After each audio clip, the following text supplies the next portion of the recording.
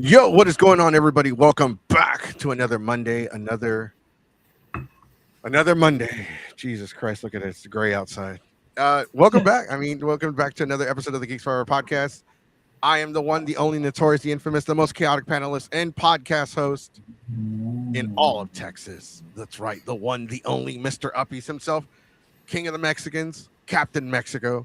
Also, not joining us today is Sonic, the Keyblade, the Keyblade Sonic, the Texas gaming headshot, because he's got other things. He's got work. He's got a partner. He's got a family. He's got stuff to do, so he's not gonna be here. I don't know if he's gonna be. He might be here late. We'll find out. And joining me is the second string. He's the Plan B. He's the B team. He's Team Chaotix and not Team Sonic. He is the diamond that does the assassin, Diamond Assassin. What's up, everybody? And joining us is the owner, the con-chair of the upcoming convention /show /event in the DFW area in Texas. That's right, the one, the only JF&K. Hi guys, thank you so much for having me. That's right, thank you for joining us. We're gonna go ahead and start sharing our link. Diamond, get on that. That's what I'm doing. Okay. Yeah, no, thank you for joining us. Before we begin, I cannot talk today. To be honest with everybody, I have been mentally drained since Anime Tyler, and it's definitely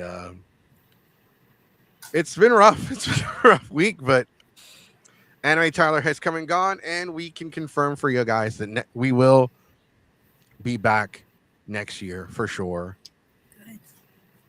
Good. Also, for those of you that watch the show Suffering, this is for you. I know you text me. Officially with Otaku Odsessy, their media application has opened up. So if you are a YouTuber, TikToker, podcaster, all of the above. Like, it's so weird because Sonic's here to do the damn skinny, and I don't want to do the damn skinny. I guess to go over the kind of skinny real quick, we're going to talk about it either today, tomorrow, Wednesday. It depends on who we have guesting or what's going on. WWE, TKO have just released 23 different superstars from their roster. We're going to talk more about that this week. This comes as a surprise that some of the wrestlers on that are Kairi Sane, Motor City Machine Guns, Selena Vega, and Aleister Black. And there's a lot of stuff going on backstage. Also, more breaking news. We Geeks Forever have officially announced our official room party for Delta H-Con, the biggest party of the year that we throw at Delta H-Con every year. It's going down. Also, Comic Palooza. Asian Alex has been confirmed to have one panel on Sunday. We are also going to still be at SpaceCon, and there's other conventions that we have that have been thrown on our table, and we are looking into. But here we're going to talk about Otaku Odsessy. Okay, so we got to ask, and I do apologize. Is this y'all's second year, first year? What I can say is this is our first year. Sorry, I'm sorry, my dog. I have a great pair of knees. Yes, so technically first, but I have worked at previous events, and previous projects of mine did include one called Otaku Odsessy. Okay. Wait, I've heard that name before. Mm-hmm. I'm trying to think, and YouTube is being stupid.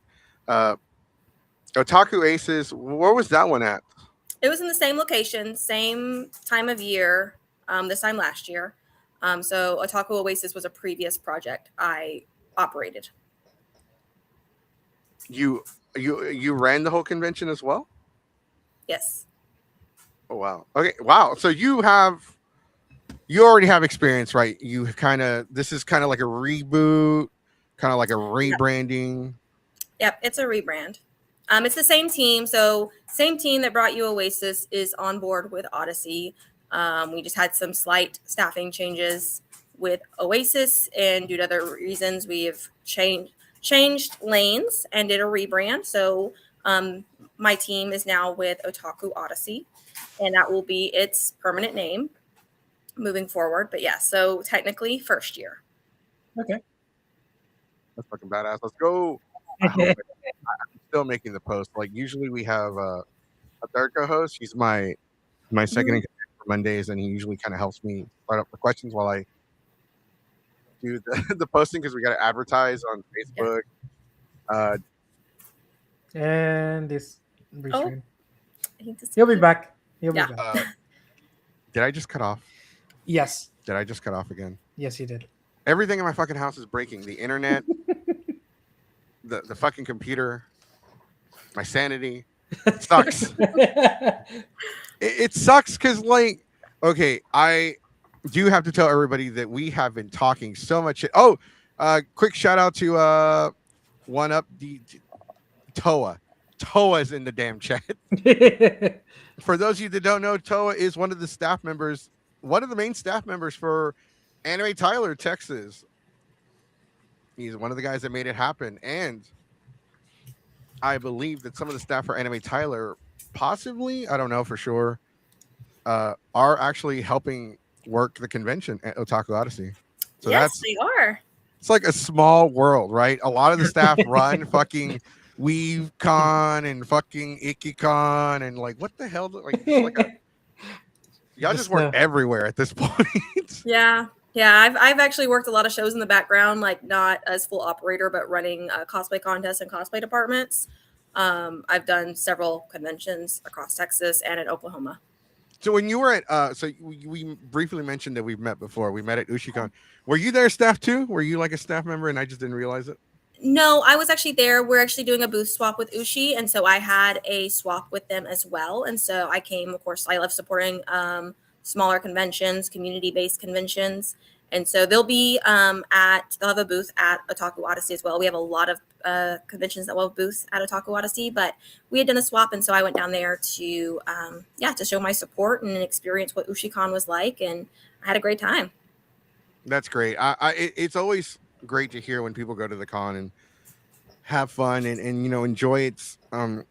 I do know that some of I do know the staff out. I just don't want to put names out there that work for like several conventions, including Otaku Odyssey. We actually caught wind of your convention. Our schedule has been really busy this year, and a couple of our people are actually doing panels. Like one of them is called Jazz at the Con. Chad, shout out to Chad. I think Suffering is also a panelist there. I'm not 100% sure. He goes by Diamond, help me out here. What is his name? Something starts on an H. Hijaru. Look, I'm not gonna butcher his name, but we're just gonna do his stage name. Hamataru Suffering, whatever. Hamataru Suffering. It sounds familiar. He's a panelist. I know Chad's gonna be there. Let me see if I can. He doesn't always watch the show live. He actually comes on here and reviews like the cons that we don't get a chance to go to. He'll come on and review them. Like I know your con is on his radar. Mm-hmm. He's like a national panelist. He's one of the big panelists in the state. Mm-hmm. So when we were like discussing cons, because we've gone to a lot of cons this year that we normally don't go to. We went to Nostalgia Con, went to Retropalooza. We did our normal cons, like we did Anime Tyler, we did AllCon, and we did UshiCon. And you are in the same location where AllCon was this year. It's also the same location where a lot of conventions happen. Yeah. And that's interesting because I really, really, really wanted to go this year, and I was planning on going. Unfortunately, that weekend is the move out weekend for my brother in college, and he goes to school in San Antonio. So we have to drive from Houston to San Antonio to go get his shit and bring it back. That's understandable. Like, we were gonna make it happen. I have to ask though, who runs? I gotta know, and we're gonna ask you some questions, and some of them might be a little hard to answer. But who runs the karaoke for y'all? I gotta know. So I have karaoke like as a like people just run as a panel. So people who have put panels forward. I think the one that was approved this year was by Huxling, General Huxling. Moving forward, so while we are currently at the hotel that Alcon is at, and that's actually how we found that location, is I attend Alcon. We are growing quite big, and we're pretty sure next year we're going to have a bigger venue. So my goal is, as Otaku Odyssey grows, we have even more and more programming that's established. So my goal is eventually to have a karaoke room that has like all day like karaoke going. That's awesome. So that's one that I'm looking to bring on next year. There's a few other ideas I have that I'm looking at. It's going to depend on the next venue that we look at. But yeah, I think the karaoke I have this year is it's in our 18 plus hour block. So it's an 18 plus karaoke, which it's just nice because you don't have to worry about language and watching different things. So that's kind of nice. No, that's great because like we did karaoke for Anime Tyler. We're done by midnight. We had to like look at the songs. Like, oh god, they chose. We had to this review. one? Yeah, we had to review. Oh, and then I had to be like, hey, I need a second opinion just to confirm that we're allowed to have this song. I was like, Toa, please review this because I know it's bad, but he needs to also make sure that it's not okay. We have our special. We have our second string. He is Mr. Co-host to you. He is the Sonic. He is the Texas gaming hedgehog himself. He runs his own channel. He does his own thing. He's too cool for school. He is Keyblade Sonic. Yep, sorry. Sorry I was running late. I do apologize. Pleasure to meet you. Just life gets in the way sometimes, you know. Of course. I actually gave you a valid excuse. I said he's got a family, he's got a partner, he's got kids. He's got no, kids. I don't. No, you don't have No. When he said that, I was dying No. on the inside. I was like, oh no. Yeah, then I saw Farknocker make a shit post about it. Like, god damn it. I was like, god damn it. I knew. I was like, well, it was bound to happen, so might as well do it now. Yeah, no shit post about me today. It's all about Sonic. Well, here's my response: unlimited smoke detectors. That's how you know if you live in the hood or you're a person of color, you know it works when it beeps every 10 seconds. Yeah, we're gonna try to change it. We just didn't have time to. So that's what you said 3 weeks ago. I know. You got no, he doesn't. Kids? I was kidding. No, he doesn't. He was joking. No, he's got bills and credit cards. Those are kind of like kids. No, this is this is our guest today, G5EPodcast. They are the owner of Otaku Odyssey. They used to be Otaku Odsessy. We're just trying to catch you up real quick. Gotcha. No worries. Quick recap. So that's interesting because like we heard about y'all. We heard y'all had a karaoke. And I was like, okay, hey, do you think it's too late for me to throw my name in the hat? Just kind of like run it for them. And I was just like, Jesus, that's why I've been harassing y'all so much on the website. Like, hey, I need an answer. He's like, I want to know. And I even joked about it. I'm like, yeah, I think I've gotten on their nerves by now. Nah, you're fine. This year we ran karaoke. Like pretty much people submitted it like a panel. Next year, just with how popular karaoke is, I do want to bring it on more as kind of running all day, having it for all ages and keeping the 18 plus, because that's something that's really important to us, is staying 18 plus after 7 p.m. For all of our programming. I would like to throw my name in the hat for that next year. We actually do run it for San Japan. Got it. We ran it for San Japan last year. I'm not supposed to say anything because Dave will get mad. But we do run it for them. We run it from 3 in the afternoon. I ran until 6 in the morning. I mean, they kind of got a little peeved, but they're like, okay, man, it's time to cut it short. Like, okay, man, it's time to call it a night. Come on, man, it's still early. Like, you see that, sir? That is the sun. Oh, huh? But we do run it. I do like running karaoke because I'm a firm believer that a lot of cons need like extra curricular activities and a nightlife. Nightlife is huge for us. Like we are, and like during the day we're all ages. But at 7 p.m. we have that cutoff mark where everything becomes 18 plus. Doesn't necessarily mean it's like etchy or anything like that. It's just no kids. We just don't want kids. Not that there's anything wrong with that, but it's just a safer environment that we want a good nightlife. So having a lot of programming in the evening, varied programming, lots of big main stage, big production. Adult Swim. Yep. Yeah, Adult Swim. basically. So I'm actually kind of surprised that you just mentioned that your shift, your what would you call it? Shift change, right? Yeah. Is at 7. Normally, like cons go for like a 9 o'clock, 10 o'clock time Yeah. frame. You guys are going a little bit earlier. Mm-hmm. That's actually not a bad thing, not per se, and it doesn't mean like all your events or stuff is going to be adult, right? oriented. It just means that that's when they kind of start shifting over. Yeah. And it's more of just at that point, like most of the day stuff has stopped. More just switching to a more mature side of content. And we have a ton of content. So trying to fit that in, because the city of Dallas does have a 2 a.m. cutoff for noise. So everything has to end at 2 in the city of Dallas. And we are in the city of Dallas proper. So yeah, we have to hit at 2 a.m. And so trying to fit everything in between like a 9 to 2 is just not possible with how much content and how much programming we have. And it kind of like kicks off like happy hour. So happy hour, we've got bars throughout so we have the main bar in the main lobby, and we also have bars at main stage and outside of main stage. And so we kick off with a happy hour, and then from there it's just, adults programming. Oh wow. You said you have a lot of programming this year. It's actually surprising to hear, this is semi, not, it kind of is but kind of isn't your first year. You guys have had like a lot of there have been a lot of people talking about y'all. Like we heard about y'all.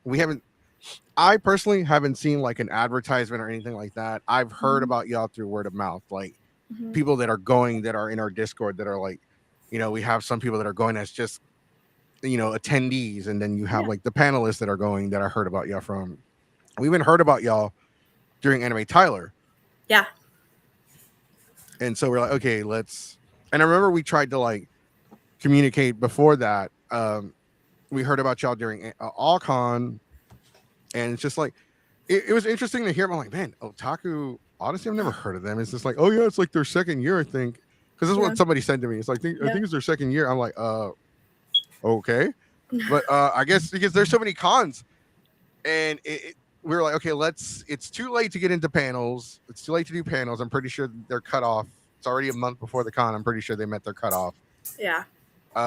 They already have a karaoke announced. I'm like, if it's a con run karaoke, we might be able to get into that, but we'll just have to try to get in through press. And then we were like so dead set. We were already planning like, I'm not gonna take the group. I'm just gonna go by myself. Take a bus. Just like sleep on the sidewalk. I was like, I got this. And then I got shit to do with my brother. Unfortunately, it is what it is. But we've heard like some people are excited. They're hyped. They are. Yeah. Toa talked about y'all. His staff have talked about y'all.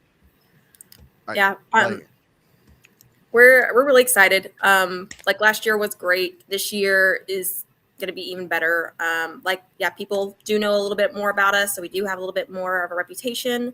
And programming is like my bread and butter. That is what's extremely important to me. Bringing like the old school style con back.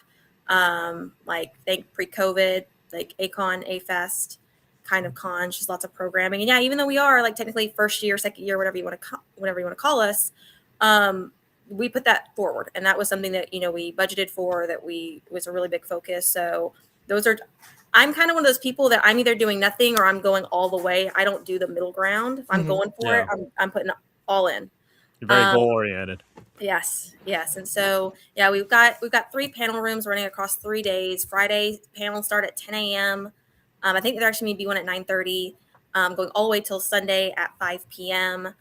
We've got main stage programming. I mean, in the schedule, you can kind of look at it online. It's jam packed. Like I have people like asking hey, is there any way to switch this or move this? And I have like very little wiggle room because our panels are stacked. Right. We also have a vendor hall. We've got gaming. So I've got D&D, tabletop, Magic. I have a LARP group coming in to run that, and they have a room all to themselves to run pretty much whatever they want, and they're doing a very varied schedule. We'll be announcing that probably in the next few days. They're about to I've got big dogs, and they like they're going to be releasing that schedule pretty soon. I've got a photo set room. I have a regular vendor hall, and then I also have an 18 plus vendor hall. Okay. I've got all my main stage. I have an Idol Fest, 18 plus Idol Fest, burlesque show, drag show. I have a killer rave put on by Virtuous Sekai. They are wonderful. They're based here in Dallas, and they did my rave last year, and it was packed all the way to 2 a.m. We also have our Oasis Lounge, which is like a VIPs get access to that, and then general admission can. That's the only really big add-on that we have is our Oasis Lounge. It is 18 plus, and it's like a mixture of take like a maid cafe and a cabaret club, mix them together, and that's basically what the Oasis is going to be. And I've got special guests specifically for that room, on top of my cosplay guests, where I have a really big cosplay contest. I'm a craftsman cosplayer, so I take cosplay contests very seriously. So I'm giving away over $2,000 in cash, and then pricing on top of that. Jeez. Wow. Okay. Yeah. All right, Sonic, we need you to go and cosplay and win some of that money.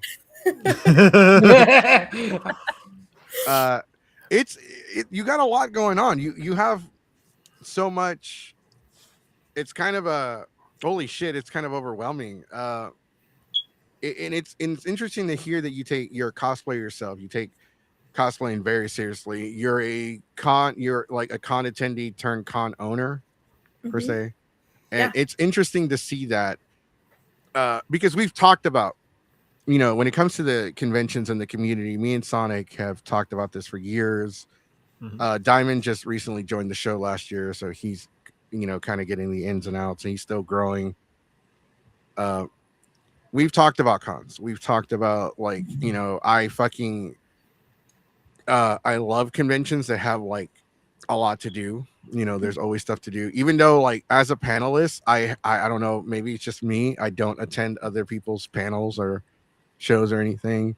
At AllCon, we had 18 panels like the whole weekend. Wow. From Thursday to Sunday. Ooh. And I was just overwhelmed. Yeah. And we are like, there were 3 groups that had double-digit panels, and we were one of them. At Comic Palooza, we had like 15, like between 2 of us, because we're all in the same group, we had 15 panels. And we're panelists. We're always like, if I don't have a panel, if I'm not helping somebody run their panel, I was just like, I get bored real easy.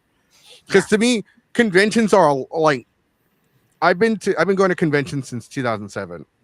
Next year it will mark 20 years. Next year OniCon will mark 20 years. And it's just like I've been to Anime Central, I've been to PAX, I've been to a couple cons in Mexico, I've been to a con in Louisiana, I've been all over the country. I've never been to like Anime Expo or Dragon Con, but I've been to other cons that are not as big, but they're pretty big. And to me, it kind of just becomes the same thing over and over and over. Like, hey, if you don't have like a lot to do, then I get bored real easy. So that's why I think it's really interesting. You have like a drag show, you have a burlesque show, you have a rave, you have a karaoke. It could be a little overwhelming, honestly. Yeah, yeah. There's a lot to do. Sorry, my dogs may enter in a second because it's storming and they're getting anxious. But yeah, no, I want people to enjoy the con. I want there to be something to do for everyone. And even moving forward, there's a bunch more programming I'm going to be adding on in subsequent years. I want it to be a space that everyone has something to do and there's something for everyone. Mm-hmm. I very much love supporting the community. Like my cosplay journey, I entered cons and started cosplaying. Oh God. I'm coming up on 4 years. My coworker at my previous job brought me to my first anime convention, and I was like, you know what? I'm a crafty person. I'm going to teach myself to sew, and then I attended my first ACON, and it was like not the last year, but the year before their last year. Attended ACON and started just working more and more, like honing my skills, started making more cosplay, started competing, and I fell in love with it. And then in my real job, I did logistics management, process development, things like that. So fixing organizations, fixing structure, and creating policies, creating different strategies to increase efficiency is what I did in my job. Mm-hmm. And I kind of got into a niche and met some people and made connections and got into the operational aspects of cons and started helping with cosplay contests and coordinating cosplay contests and running them. And it just goes to this little snowball effect.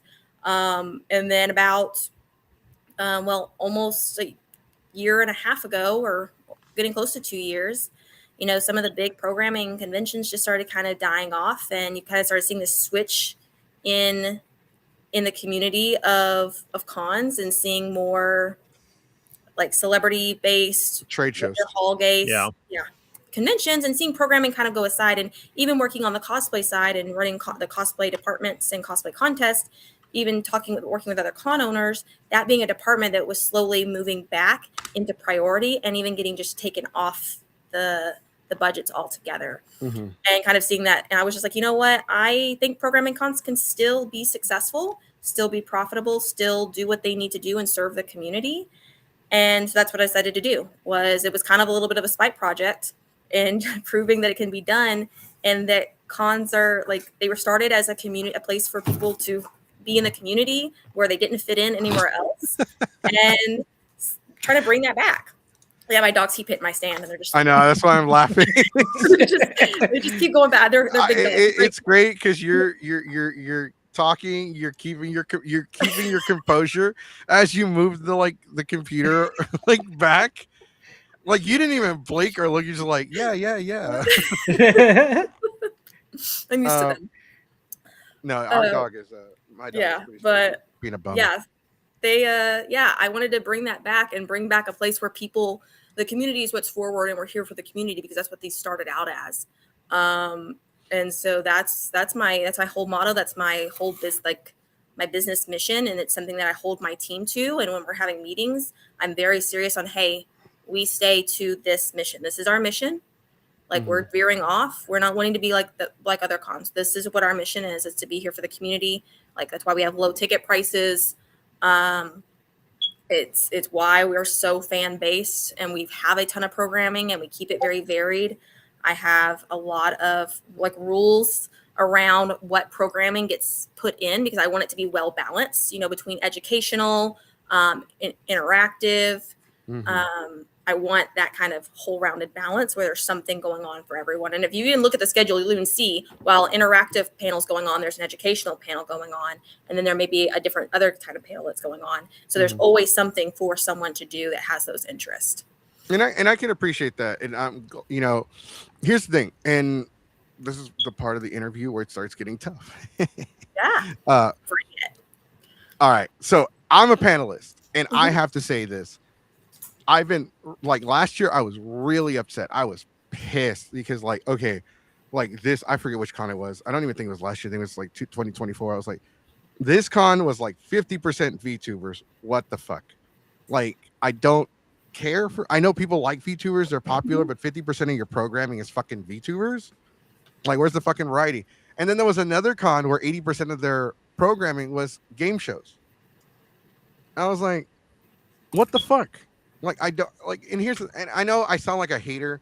I fucking hate game show panels, and I fucking hate VTubers. I don't like VTubers. It's not that I hate them. I just don't care for them. But game shows, I fucking hate them because they're, to me, they're kind of a dime a dozen. They're always this trivia or that trivia or this. And I was like, can we get a comedy panel, or can we get an interactive panel? Can I get a panel that's going to teach me how to make the stupid cosplay part that I need? Because I used to be a big time cosplayer. I used to be big into cosplay. I never learned how to sew, so I hot glued my shit all together. Now you wouldn't even go to the judge. Yeah, you see this right here? That's how you know I made it. It's hot glued. And I've won different awards, but I decided to start doing panels more and podcasting and reviewing the cons, and little by little the cosplay aspect of my life just kind of died. And I don't even cosplay that much anymore. There was only one con where we cosplay, and it was Anime Tyler, and even then we didn't cosplay. It was just the luchador mask with a suit. But this is this is one of my cosplays I actually did when I was still cosplaying full time.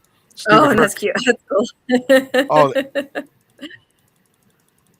That's cool. And I cosplayed full time, and I was all in it. I would spend weeks and weeks trying to okay, how do we get this? How do we get this to work? How do we get this to match the shape? Did it look, and like from a distance, it looks good. It looks good. Up close, like, ugh, like what the hell? It's a 5-footer. It's a 5-footer. It's a 5-footer, and it's and it's one of those like, oh man. And then when I started doing panels more, I like to do comedy panels. We do terrible fan fiction. We even created a brand new panel for Anime Tyler called "This Panel Sucks," but so do these anime. And it was like an arguing panel where like you have to come up and choose at first it was just anime, but then we just opened it up because it wasn't like a big variety of anime. So like choose something, you have to explain why, and it's two people. You're gonna explain why the thing you chose sucks more than the other person's. Like you have to argue, like, nah, mine is garbage, mine is trash, mine is dumb. And it got heated. It was funny. It got heated. It was great. Like people enjoyed it. It got packed. I love those kind of panels. And I like the fact that you mentioned that there's a variety of panels and you guys are trying to like stay with the community, because we've talked to other showrunners. We've talked to Toa. We've talked to Sabrina, who runs Ushicon. We've talked to Sarah, who runs Delta. You know, we've talked to Josh, who runs Fandom Events, and you know he doesn't come on here anymore because of fucking bullshit. We've talked to everybody, and like everybody has like a different opinion on the community and the way they run their show and the way they do things. I could tell just by talking to you that you are legitimately from the community. You, not saying that Sarah and Sabrina aren't community wise. I'm talking about somebody else who but no, I could definitely see that. And with like nowadays, I don't know if you're aware, we've been talking about before I get into what I was about to, just to give some context so you're not in the blue. Yeah. We've been talking about like the increase of conventions. Like there are so many, and you briefly brought it up. You were talking about like, look, there's a lot of cons where programming and cosplay have taken a backseat. Like they're just focused on guests and vending, like the vendors. That's, to me, that's a trade show. That's what we call them trade shows. Yeah, that's what it is. And you pretty much you hit the nail on the head. A lot of people do not agree with me. Like, oh, they're cons. They have panels. They have a cosplay contest. Yes, but that's like the bare minimum. Yeah. These are trade shows because they're a dime a dozen, and it's gonna get harder. We have so many that it's oversaturated the market. And now Collecticon is now being bought by TKO that owns the WWE and the UFC. Yeah. And tickets for that con are going to go up. WrestleMania tickets were in the 6 to 7, like they were in the 5 to 6. They were like between 1,000 and 30,000 and 50,000 just for tickets. And TKO's is money profit first, and they're buying Collecticon. So now we're going to see an increase in those, like just the admission price just for those conventions.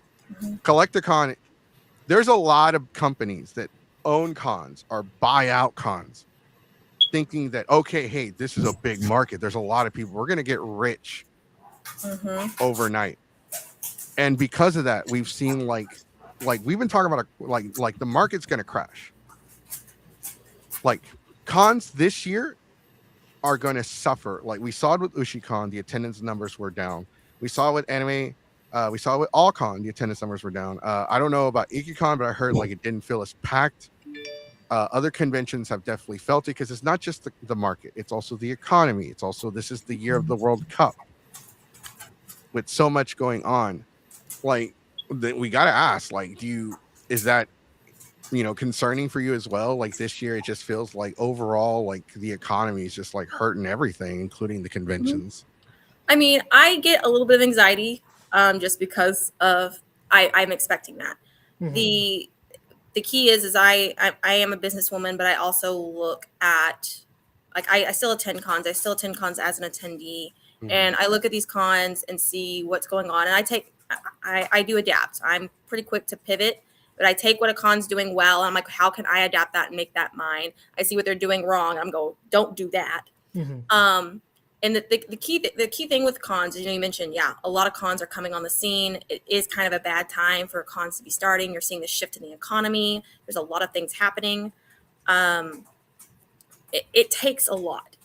A lot of people are like, oh, I'll just get some friends together and start a convention and it'll be successful. And that's not how it works. There's so much logistics and scheduling that goes involved. And it's involved in convention, especially something like what Odyssey is.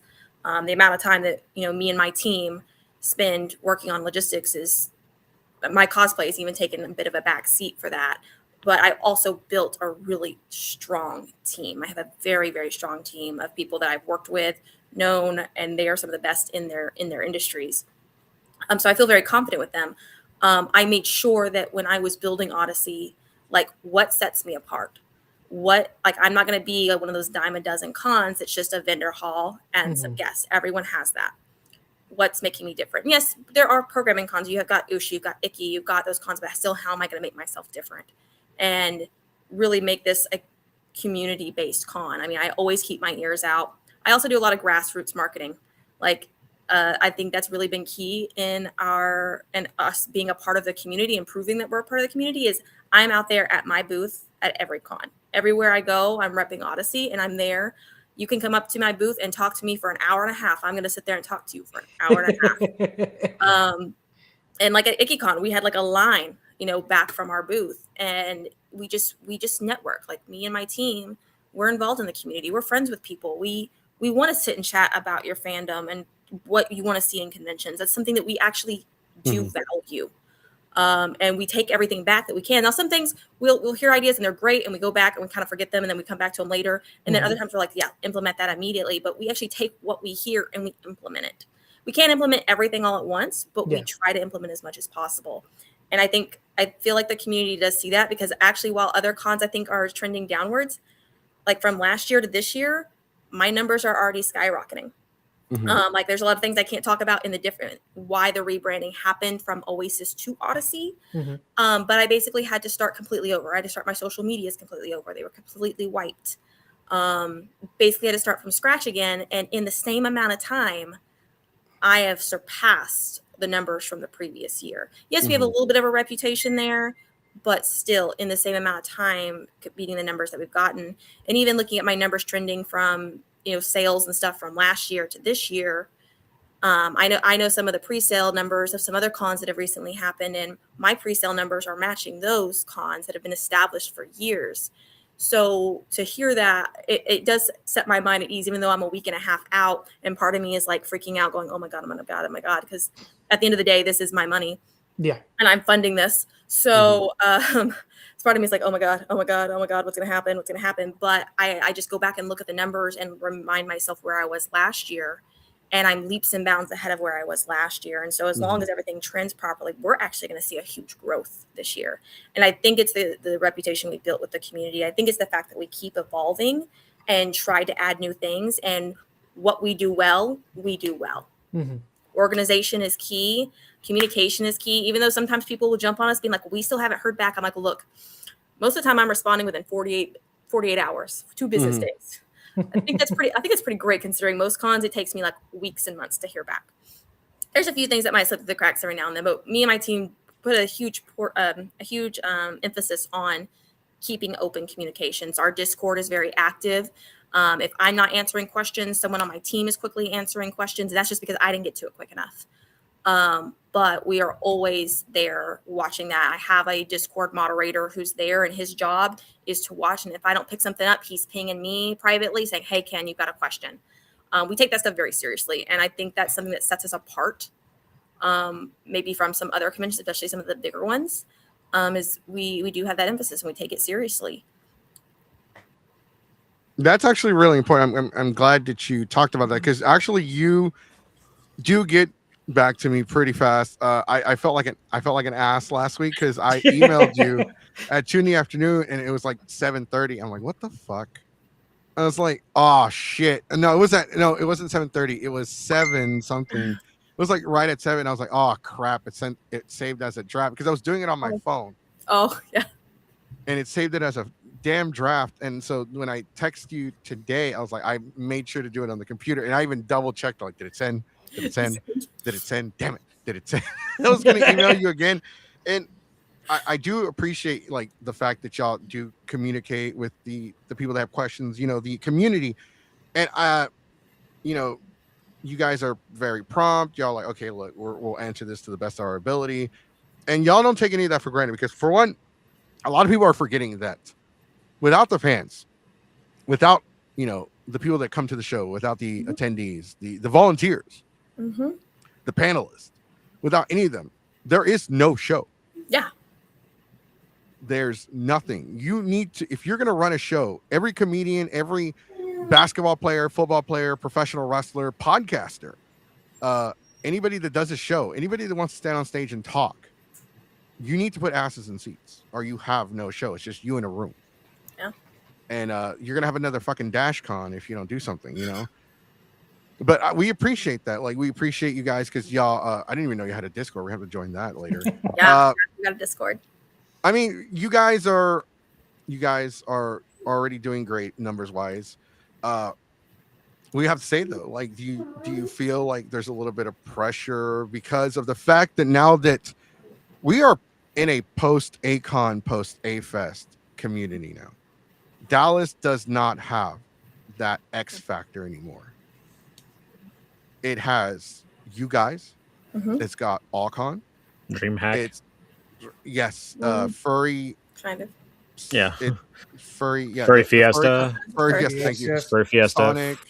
Anime Frontier. Well, I'm not really counting so much as Anime Frontier because they're more of a Crunchyroll con. I mean, there's still a convention though. They're still a convention, but they're like locally owned. That's the best. Oh, okay, Sonic Expo, yeah. Sonic X. I was going to bring up Sonic Expo. That's why I kept saying Sonic. I was going to say Sonic something. Sonic X Con. I don't remember the name. Expo. You have a lot of A-Con and A-Fest kind of did leave a void, right? And then we had recent drama with Anime Dallas and Anime Houston, and then people are now weary of that brand despite the fact that it's under new management. Do you think there is a little pressure on all the cons, not just yourself, that hey, who's going to be the next A-Con? Yeah, Dallas. Definitely. I love the challenge. I love it. But yeah, it is. I think that a lot of people want that. They miss the A-Con. They miss the A-Fest. I got to experience the last few years of A-Con and A-Fest, and I loved them. And they were a really special place for people. And that was really, an outlet for a lot of people for years. And I think, the community is missing that. So people are trying to find that con. And I think there's a lot of cons that start up and they, promise a lot and don't deliver. And people kind of lose faith in in conventions. And so the only thing I can do is do my best and make sure that I'm putting out the product that I say I'm putting out. Mm-hmm. And that's something, again, that it's that integrity piece that's big to me. So when I'm talking to my team and we come out with these great ideas, I'm like, great, these are great. How do we implement these logistically? There's a lot of things that, I try to do my best to explain to some people on why we make certain business decisions. And it's so that we don't just crash and burn ourselves, because there's a level you want to grow, but you don't want to overshoot that and set yourself up for failure. Like, yes, I could, I've gotten told I should be charging way more for my tickets, especially with the amount of programming I'm offering. But at the end of the day, I want cons to be affordable, because we are going into, an area of the economy where people do have to make those decisions. Like when I first started cosplaying, it was easy for me to attend 10, 12 cons a year. If I was to do that right now, just with everything, it's a lot more difficult. And for other people, yeah, that's a big decision. I'm seeing people only go to, choose 3 or 4 cons to attend for the whole year, or maybe even 2. So my goal is to make my con as affordable as possible. Yes, I'm not making the profits, but I'm not here. Yes, I'm a business. I need to make some profits, but my goal is to support the community and have a place for people to go. So ultimately, I bring my ticket price down. Now, that does mean there's other things that I can't offer. Yeah. Like one thing that gets brought up is day passes. A lot of people don't realize that there's actually a huge cost that goes into day passes and an investment that goes into day passes, because I have to buy those badges and how buying badges works. And that's actually a huge cost. So if I did a day pass, well, if I'm charging only $50 for the weekend, guess what? My day pass is now $35, $40, because that's how I have to justify it with the cost of how those logistics work. So, Sonic, can you, actually, this one is actually directed to you. Sonic, can you get that comment? Yeah. Okay, says here, what's the difference? You are a business minded as a fan versus a fan jumping in to a business lacking the business minded process. So basically, what he's saying is like, what's the difference between, like, say, for example, you do, let's see, what's a great example? No, well, he's saying Oh no, that's the that is the difference. Okay. Okay. Yeah, that's the difference. You are a business minded. You're business minded as a fan versus a fan jumping into the business lacking the business minded process. So basically, yeah, you know what you're doing essentially. Yeah. but yeah, there's there are those things that I have to kind of weigh, and that was a big one that kind of sparked a lot of controversy with, like, why are not passing day pass? I'm like, I could, but like, you're not going to save any money, and that's also just it's a huge logistical nightmare. And so, but I can, by keeping it low and not offering day passes, I can keep my weekend passes low. I also make sure to take care of like my staff. Like that's a big thing for me.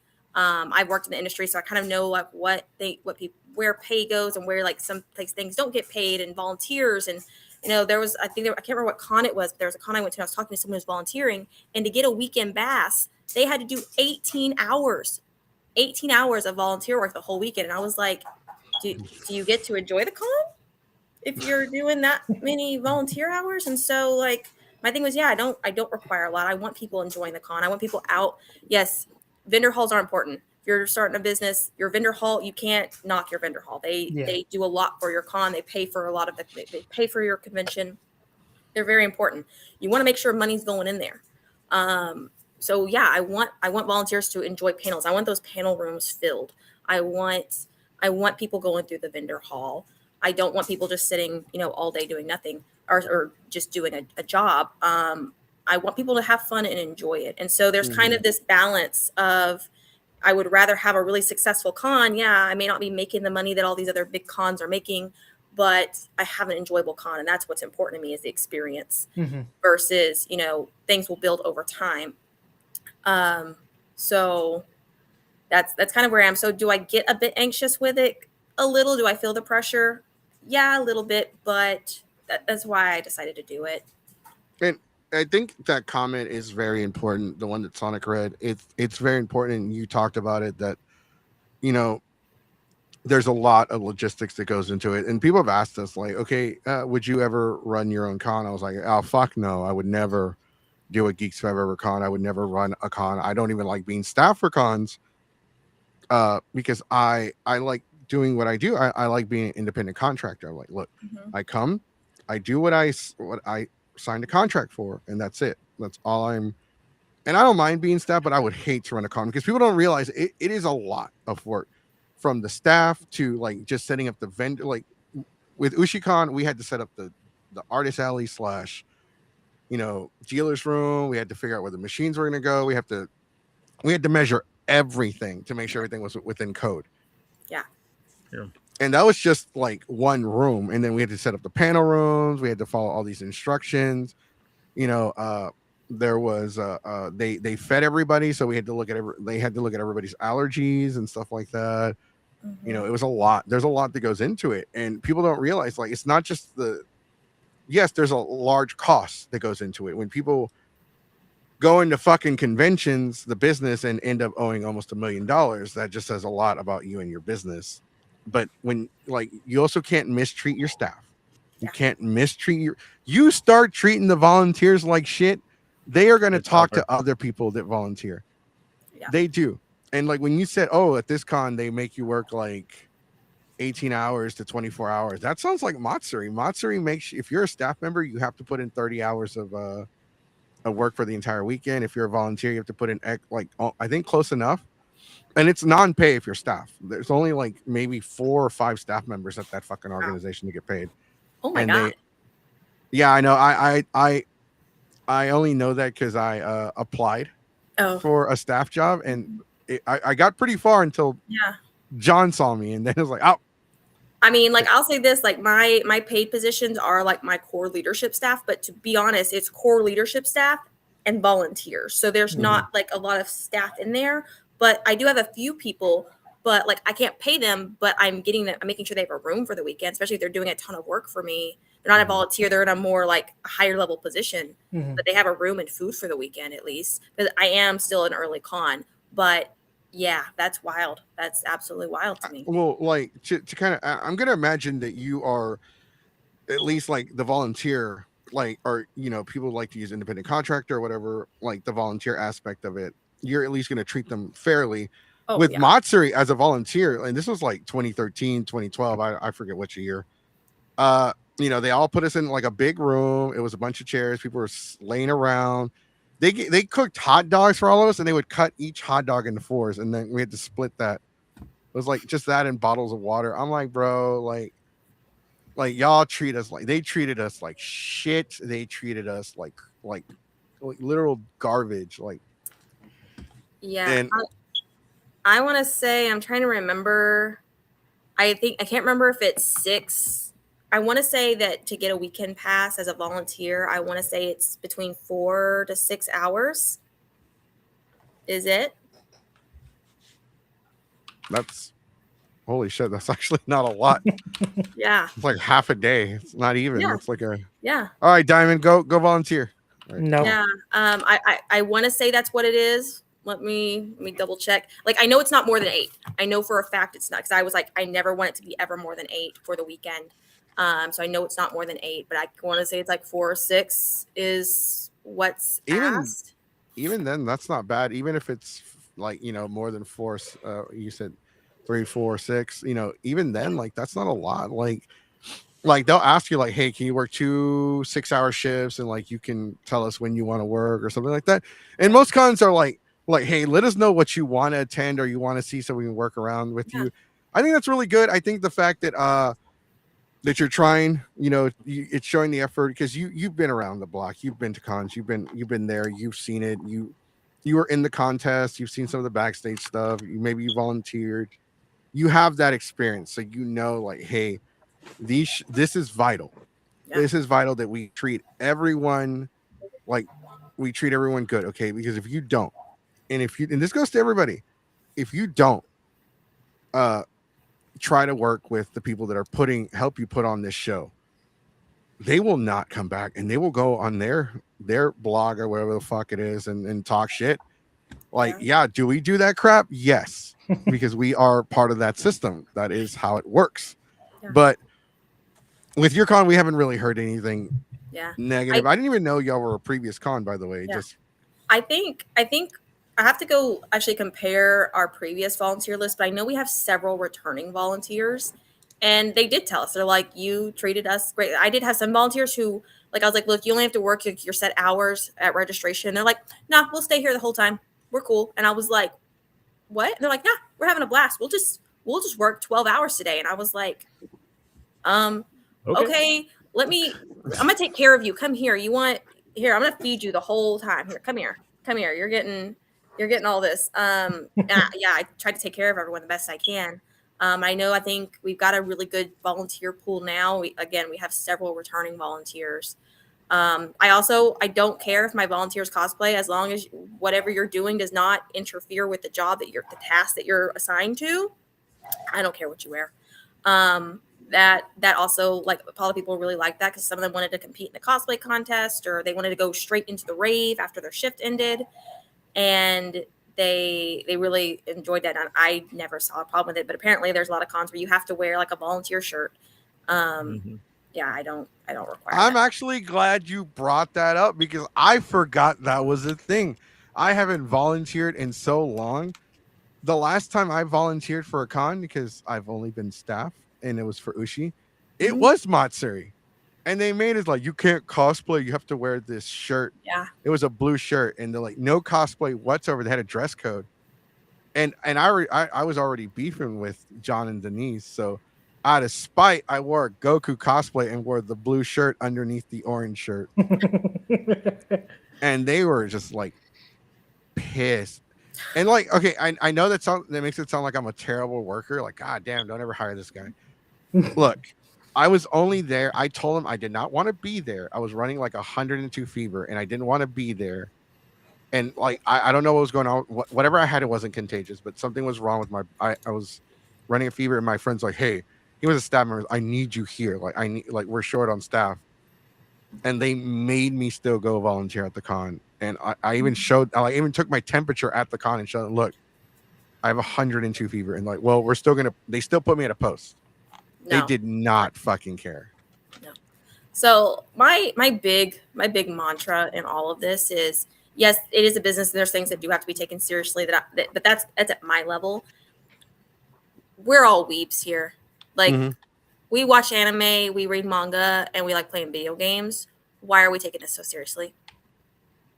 It's a it is what it is. We're a convention. We're here to have fun. Like, so yeah, I had a lot of people like really happy that volunteers could wear cosplay. I'm like, yeah, we're here for cosplay. Most of us are here to dress up. We're adults that like to dress up. Yes, please dress up. As long as, again, don't show up in a huge armor build and need to do like registration. You can bring it with you, but make sure you can do your job. But other than that, I don't care. Mhm. We're a bunch of adults at an anime convention. Right. Let's not take this too seriously. And that's just my outlook on, and that's my outlook on a lot of it. It really is. There's just some things some rules I just don't get, and I think it's just bureaucracy for bureaucracy's sake.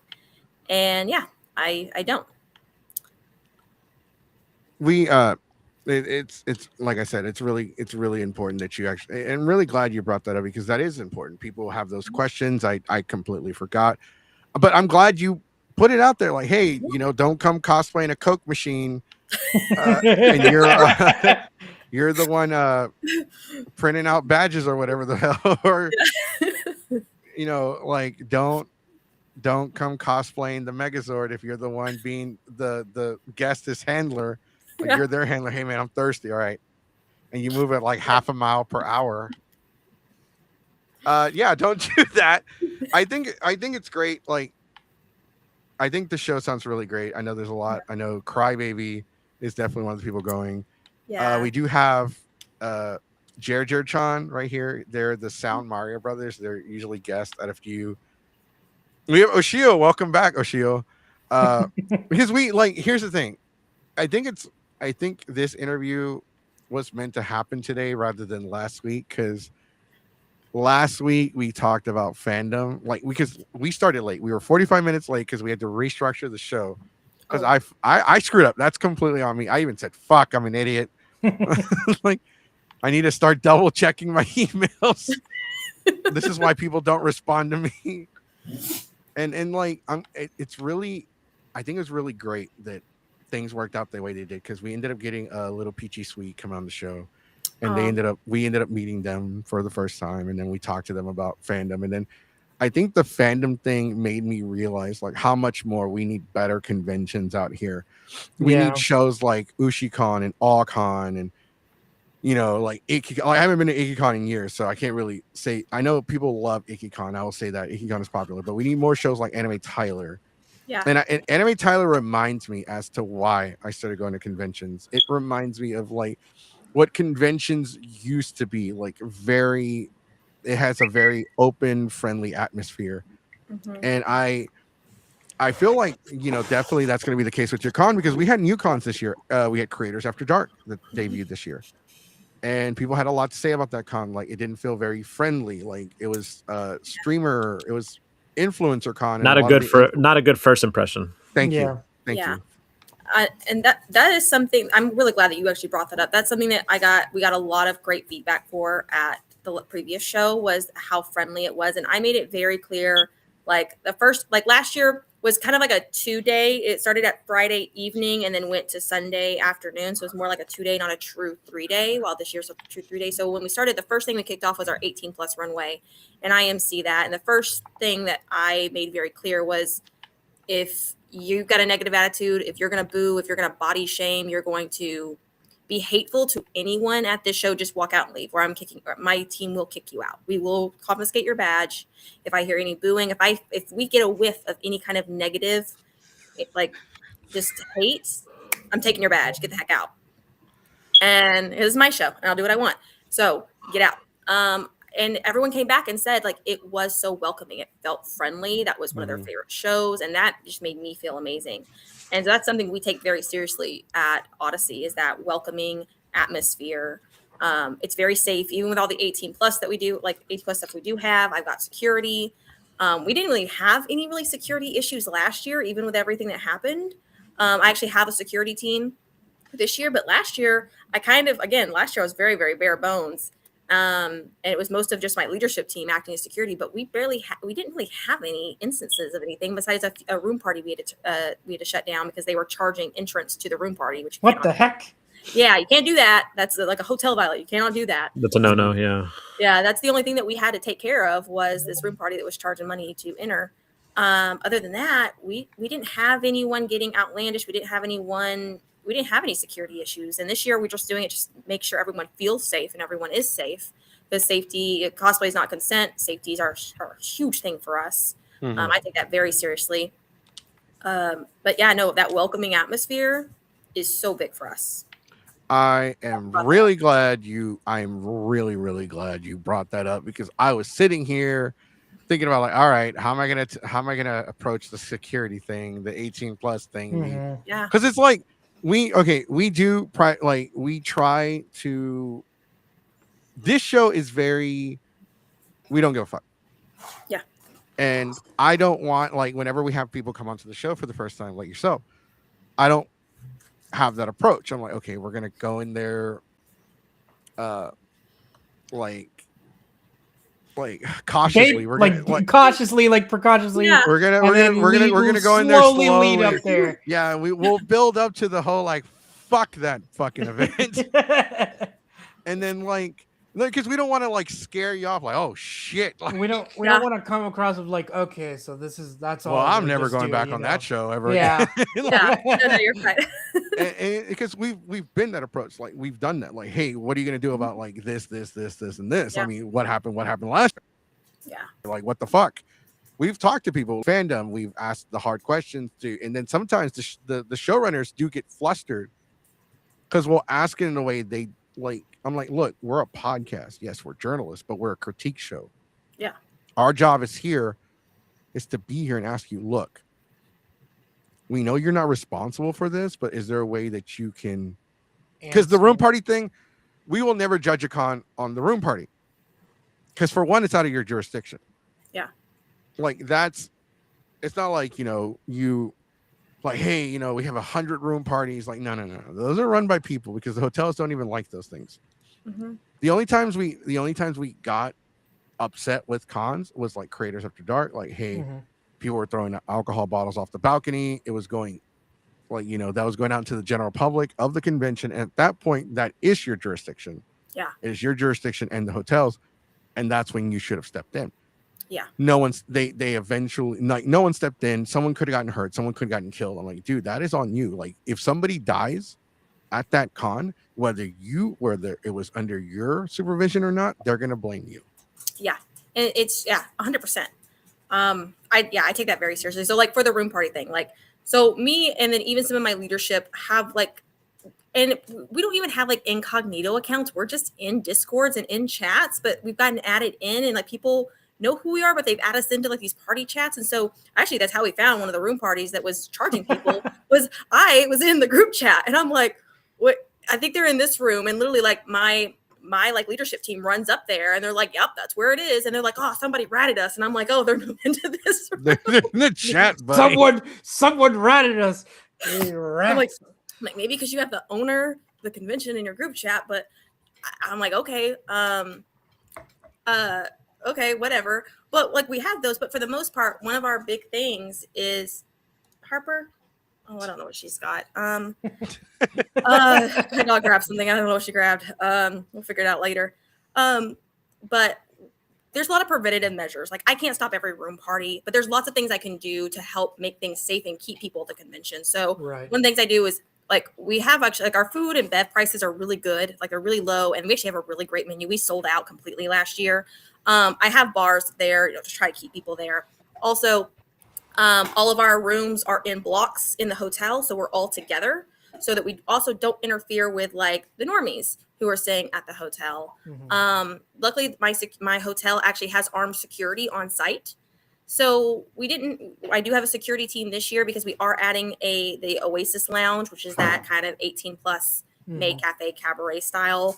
And that just has a bit more risk. So that one, I want my performers to feel safe. I want everyone to feel safe. So that one, I've got at least 3 security guards in that room at all times with a floor manager. My 18 plus, I've got, someone there for that too. We also have like ordained room parties that are being hosted by people that I know and trust and have given rules to make sure that, yes, there's a room party going on, but it's going on safely, and to kind of mitigate people from throwing their own room parties that could get out of hand. There's lots of little different things that I have implemented that are to mitigate those risks. Also, like my team, like I'm on the floor. Like I don't know about a lot of cons and con owners and showrunners. I'm very involved. My team is very involved. I am on the floor from 10 a.m. till 2 a.m. I'm on that floor somewhere, and I'm usually at main stage events at all the time. So my eyes are everywhere. I have an assistant with me. I have my con chair, my head of security, my assistant, my vendor hall coordinator, like pretty much my entire head leadership staff is on the floor at all times in those different events. So there's always someone in charge in one of those rooms so that things don't get out of hand. So we're very quick to respond. We're very much on it. So I'm very thankful that I have a strong team, and I have a team that stands by my convictions as well. That's why I brought them on. But we all take it very, very seriously. And it's something that we look at even when we are bringing on the Oasis Lounge. That's a huge risk. It's a huge thing. We have to think through a lot of logistics. My con chair, he battered me with every question, every scenario. How would I handle it? What do I have in place to make sure? Because he's like, I'm not going to sign off on this and support this if you don't have a process built for it. And I did to his satisfaction, which is very hard to do. But that's how we think through everything, is what safety risks could we have and how can we prevent it? I can't prevent everything. There's some things I just, can't stop, but most things I can, and I will put a stop to it very quickly. If someone gets out of hand or we see someone getting unruly, we're shutting that off right then and there. That makes, actually, I was going to, yeah, no, that's actually really great. The fact that guys are so involved that you actually have like some, the beeping, yeah. Yeah. No, it was really high pitch. No, I hear, but like for some reason, like some noises have been coming through my headphones high pitch. Like whenever like G5EPodcast, like he was talking the other day and his shit came in high pitch, it actually hurt my ears. But triggered him. I was gonna say, like, the room parties is something that we also take seriously, because I've been going to room parties since I started cons. I was going to room parties and I was drinking. I was 19. They didn't give a fuck. Obviously, I went to school in the hood. I went to school in the ghetto, as most people would call it. And so high school parties where there's 14, 15, 16-year-olds, like, passed out on the ground, that was normal. That was normal back in the day. There was a house that's literally like, there's only one house between us. On every other week or weekly basis, it got shot up. That's how ghetto it was here. And then they put up a Starbucks and everything changed.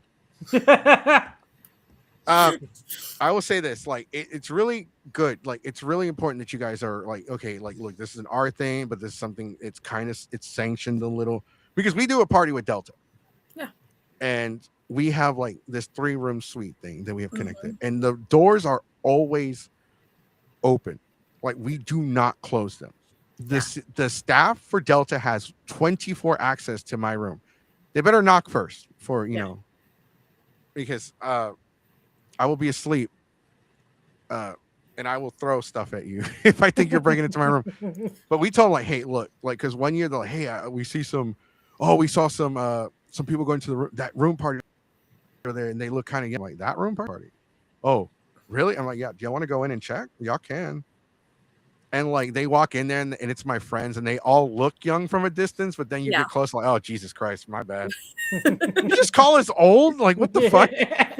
And that's the main reason I have the 7 p.m. cutoff. That is the main reason. Is there's no reason someone under the age of 18 should be really at a convention past 7 p.m. There's nothing good's happening past that point for them. Oh yeah, no, it's really interesting that you bring that up, because we've been hearing things, like we heard things that happen at Anime Dallas that, and we talked to them. We talked to some of the staff, and like, okay, like, don't freak out too much. It might have started off at the convention, but the incident didn't. It happened off site. The hotel had free vouchers for drinks, and they were giving out the free drinks. They just weren't IDing people. And like, that's something they're going to investigate and look into. We've also heard other instances. We've shared other stories, or we've heard other stories about like Like for instance, there's Comic Palooza. We've shared a story that happened at Comic Palooza, and they didn't like that, and so now I'm on their shit list because I didn't talk to them first about it, so they could address the issue. Instead, I just talked about it blatantly and didn't give them a heads up. It's like, well, it's not my job to give you that heads up. You should have fucking known. Like, how is it that I'm finding out about it?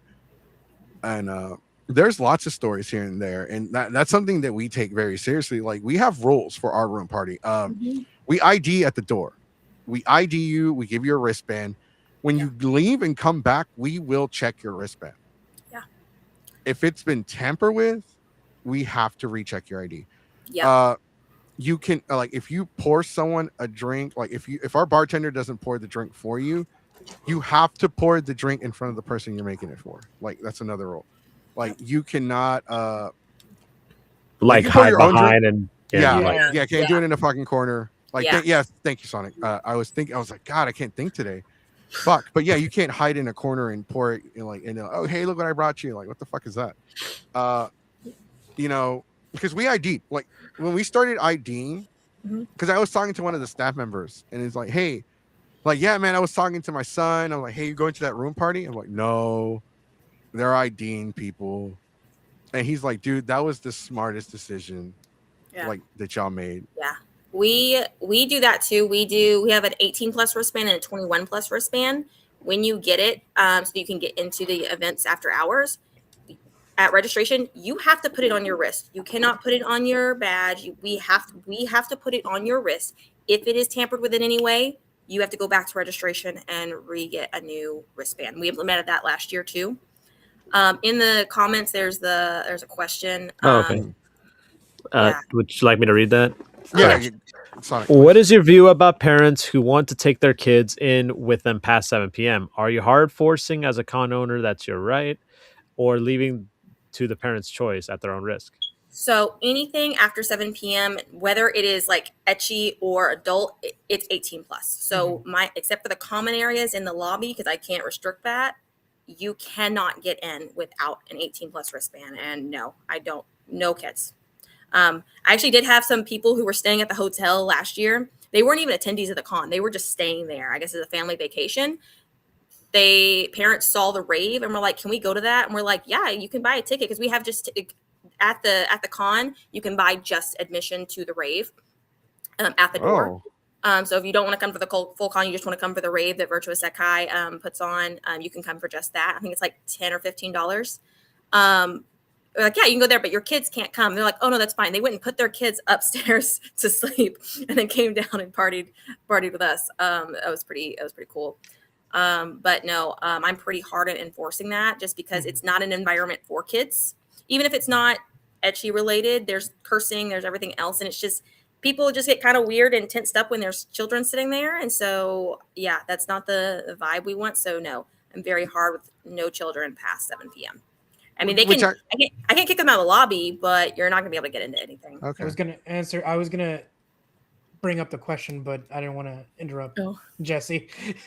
No, actually, you mentioned that, and that actually brings up another, valid question. If it's a hard lock on the 7 p.m., all the content, all like panels, events that aren't adult that happen past 7 p.m., do they get their rating upgraded to adults? Yep. Okay. They're just, and basically, like, and I try to put panels that have more 18 plus in it. So there's even some who submitted and said, hey, this is going to be 18 plus for language. Like, as we're going to be like cursing or whatever. We don't have to censor ourselves. More of censorship. Right. And I've had some panels that sounded like they could be both, but they didn't specify if they're 18 plus. So I'd reached out to the panels being like, hey, are you 18 plus? Like, well, we're not like ecchi or anything like that. I'm like, no. Are you like going to be cursing or just don't want to have censorship? They're like, oh, well, that would be great. And I'm like, okay, I'm going to put you in the 18 plus. Now, when you look at the schedule, the daytime panels are really packed. 18 plus is a little bit more spread out, but that's because we have so much main stage content that are like really big shows. So 18 plus panels, it's not as packed as like the daytime is, because of how much main stage programming we have. But there are panels in there that they're like, oh, well, I'm not an 18 plus panel, but you put me in the 18 plus section. I'm like, well, I'll move you back. But it sounds like you could probably get kind of heated, or people could just kind of rattle off random things because it's a very interactive panel, like a debate style. And I'm like, if you want to censor, that's fine. They're like, oh, actually, no, that's actually better. And I'm like, okay, I'll keep you in the 18 plus section then. So yeah, some of the content may not be 18 plus, but it is more just kind of mature, like the karaoke, not wanting to have to censor the karaoke and songs choices and stuff like that kind of stuff. We have a casino that's put on by Excelsior Cosplay, and they're doing the Golden Saucer and actually have like casino games going on. It's like kind of immersive. It's really cute. They had it, I think, at WeebCon last year, and it was a hit, and I love them. I adore Excelsior. But they're putting that on, and so that's in the 18 plus section, not necessarily 18 plus, but yeah. I think that's fucking amazing. I am so here for it. Let me tell you something. When we're doing Anime Tyler, I had to create brand new panels this year just because they don't do adult content. We literally created This Panel Sucks, but so did these anime, and it was packed. And I feel like that could be an 18 plus panel, but we created that panel just for that con. And like now we're gonna take it on tour. We're gonna take it to all the cons now. And like we do terrible fan fiction. We do like adult, we call it super adult karaoke. I had to change it. You're welcome, Toa. It's funny because at Anime Tyler, when we have a QR code, we don't do paper sign up, nothing. Everything's streamlined. Yeah. So we have a QR code, people sign in through that. And it said super adult karaoke. And the first thing Toa's like, hey, this says adult karaoke. You need to change it. Fine. So when you scan the QR code, it says super family because Toa said so karaoke. And like we did panels. We did 30 years of Pokemon this year. We did This Panel Sucks. We've done new panels this year that are more like not family, but they're all ages appropriate. And that's what we try to do. We try to like adapt and overcome. But the fucking fact that y'all have like okay, even though your panel might not say adult, we're gonna put you in adult. I'm like, fuck yeah, that sounds awesome. Let's go. and I feel like because that's what we do. We are adult entertainers. We're entertainers. I will stand there and I will just talk shit for an hour about everything. I'll even because all of my panels are fan interactive.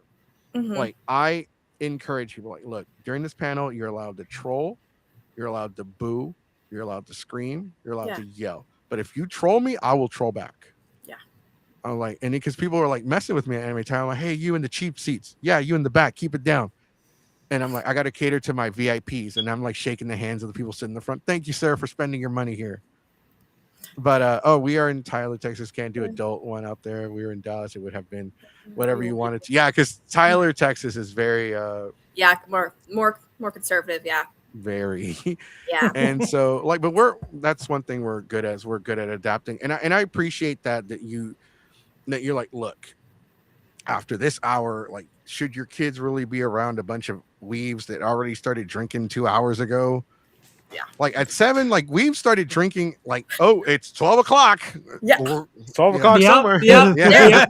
Look, I've been at cons where it is 9 a.m. Con has just started. I'm like, look, give me the wine. Give me a glass of wine right now.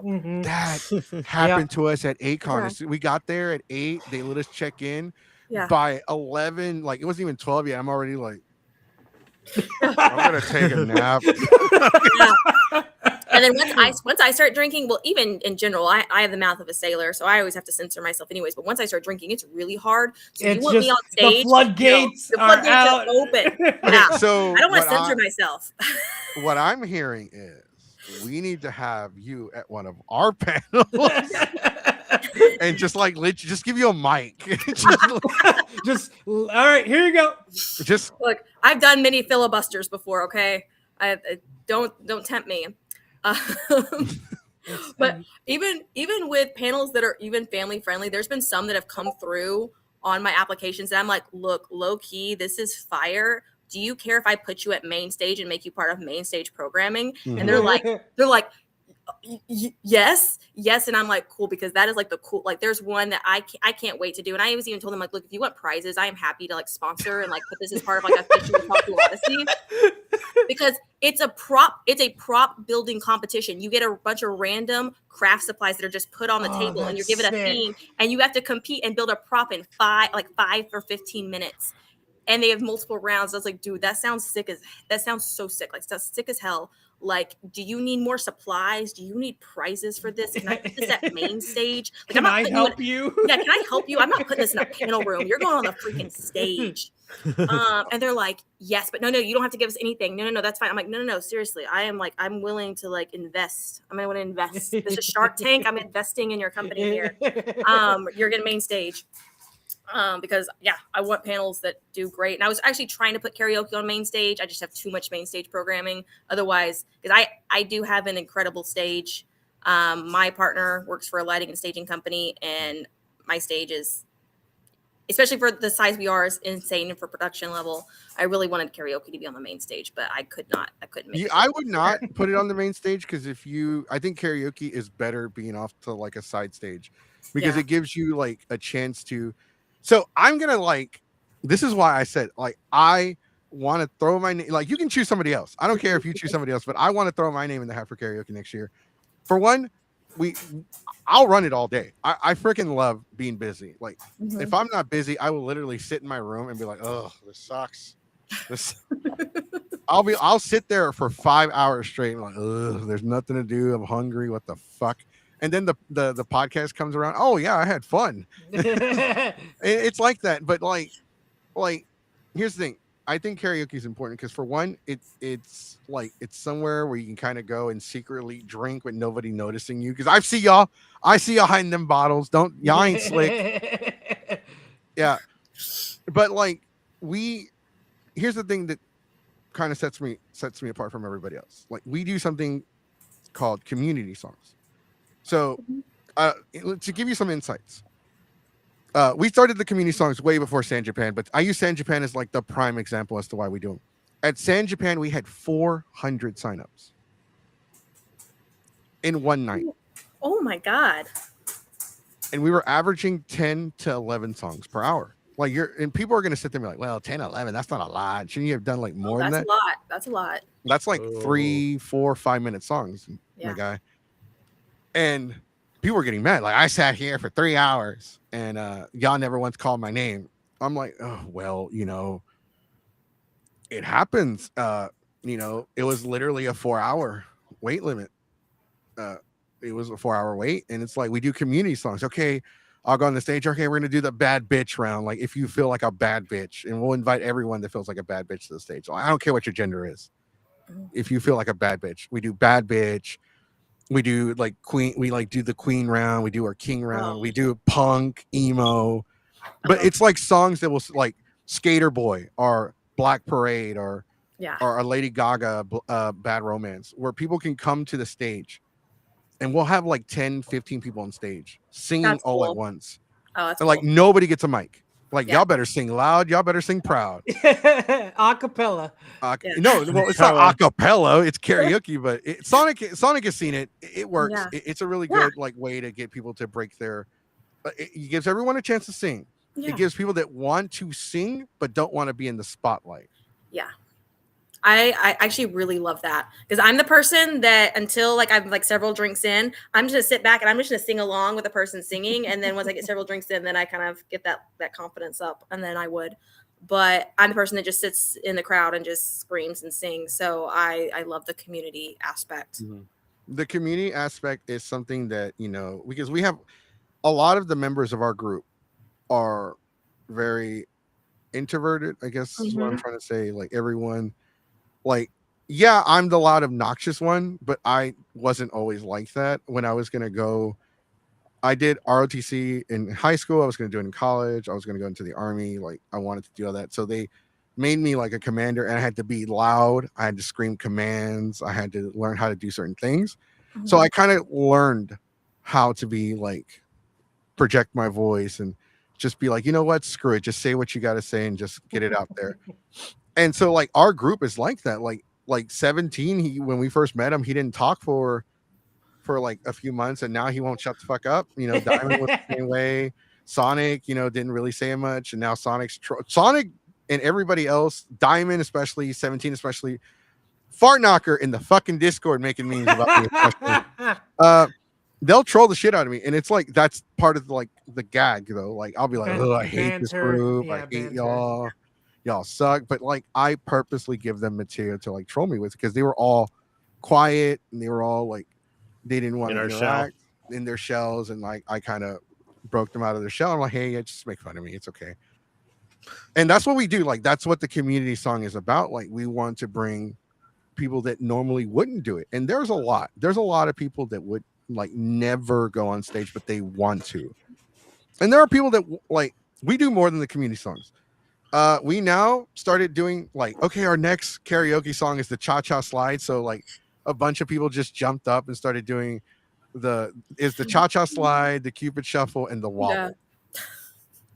And then like we did Latino songs, like we got Selena as a community song, like, oh, where all my Spanish speakers at? Like, you know, so we try to implement a lot. Basically, we're putting stuff that we experience at quinceañeras and weddings, and we put it in the conventions. Yeah, seriously. Essentially, like, okay, like, and then I'll even do like stuff in Spanish, like, hola, bienvenidos. Oh shit, sorry, I pushed the SAP button by mistake. Oh, welcome to karaoke. No, we entertain. We're entertaining. Even with karaoke, we like to entertain, and like, you know, we got like a lot of praise at Allcon and San Japan, especially running until 6. Like it wasn't even like at Allcon at the same location you're at. We ran until 4 a.m. Yeah. Wow. And that's because the staff had to come tell us to stop. All right, hey, we're getting tired. And then people were like, at like the last day when we ran karaoke, people were like, I really hope y'all guys come back. Like they're coming up to the table. They're like, we want y'all to come back and do karaoke again. Yeah. That's amazing. That's the kind of stuff that like I look for when building a con. I also look for things that like I like more niche things, like things that aren't everywhere. Like you go to a con, especially if you've been going to a con for a long time, you see the same panel. Especially if it's a panel that doesn't change. Like interactive panels are different because depending on your audience, it changes each time you do it. It's never the same. Yes. But when it's like the information panel that like you see at every single convention that never changes, or it's the same show every single time, like eventually I'm like, why am I paying for this? I see this again and again. So I'm always looking for things that either can evolve or things I can rotate and change out. Like entertainers, I will change out. Something that I will always do is guest. You'll never see the same guest back to back for the most part, unless there's like a specific reason on why I had to. But for the most part, like cosplayers, voice actors, those change. I'm not going to use the same people over and over again. Panelist, like it's got to be something that evolves or changes, or it's got to be a show that can change. I don't want to keep the same show on. So I love that you guys are constantly evolving your panels and incorporating more community-based things in them, because I think that's really important to having a good show. And I will say this: the reason why we're constantly evolving, because I hate scripted panels. I hate educational. I don't do educational panels. I don't do scripted panels. I don't do. All of my panels have to be interactive. Informational panel.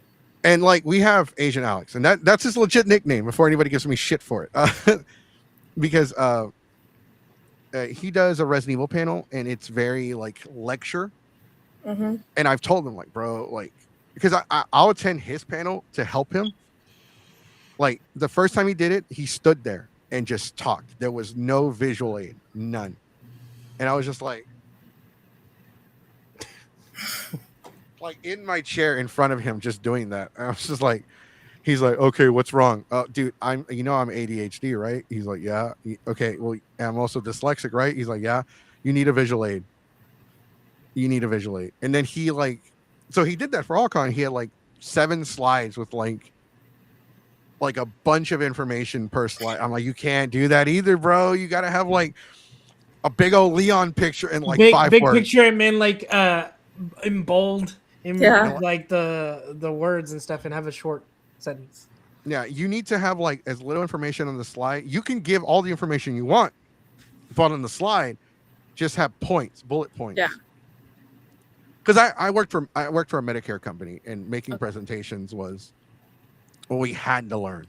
Yeah. Like, because we were constantly, we had to learn how to be supervisors and managers. Like, we can't say shit like fired or let go. We're gonna part ways. We're gonna term your contract. It's not you, it's us. Like all that crap.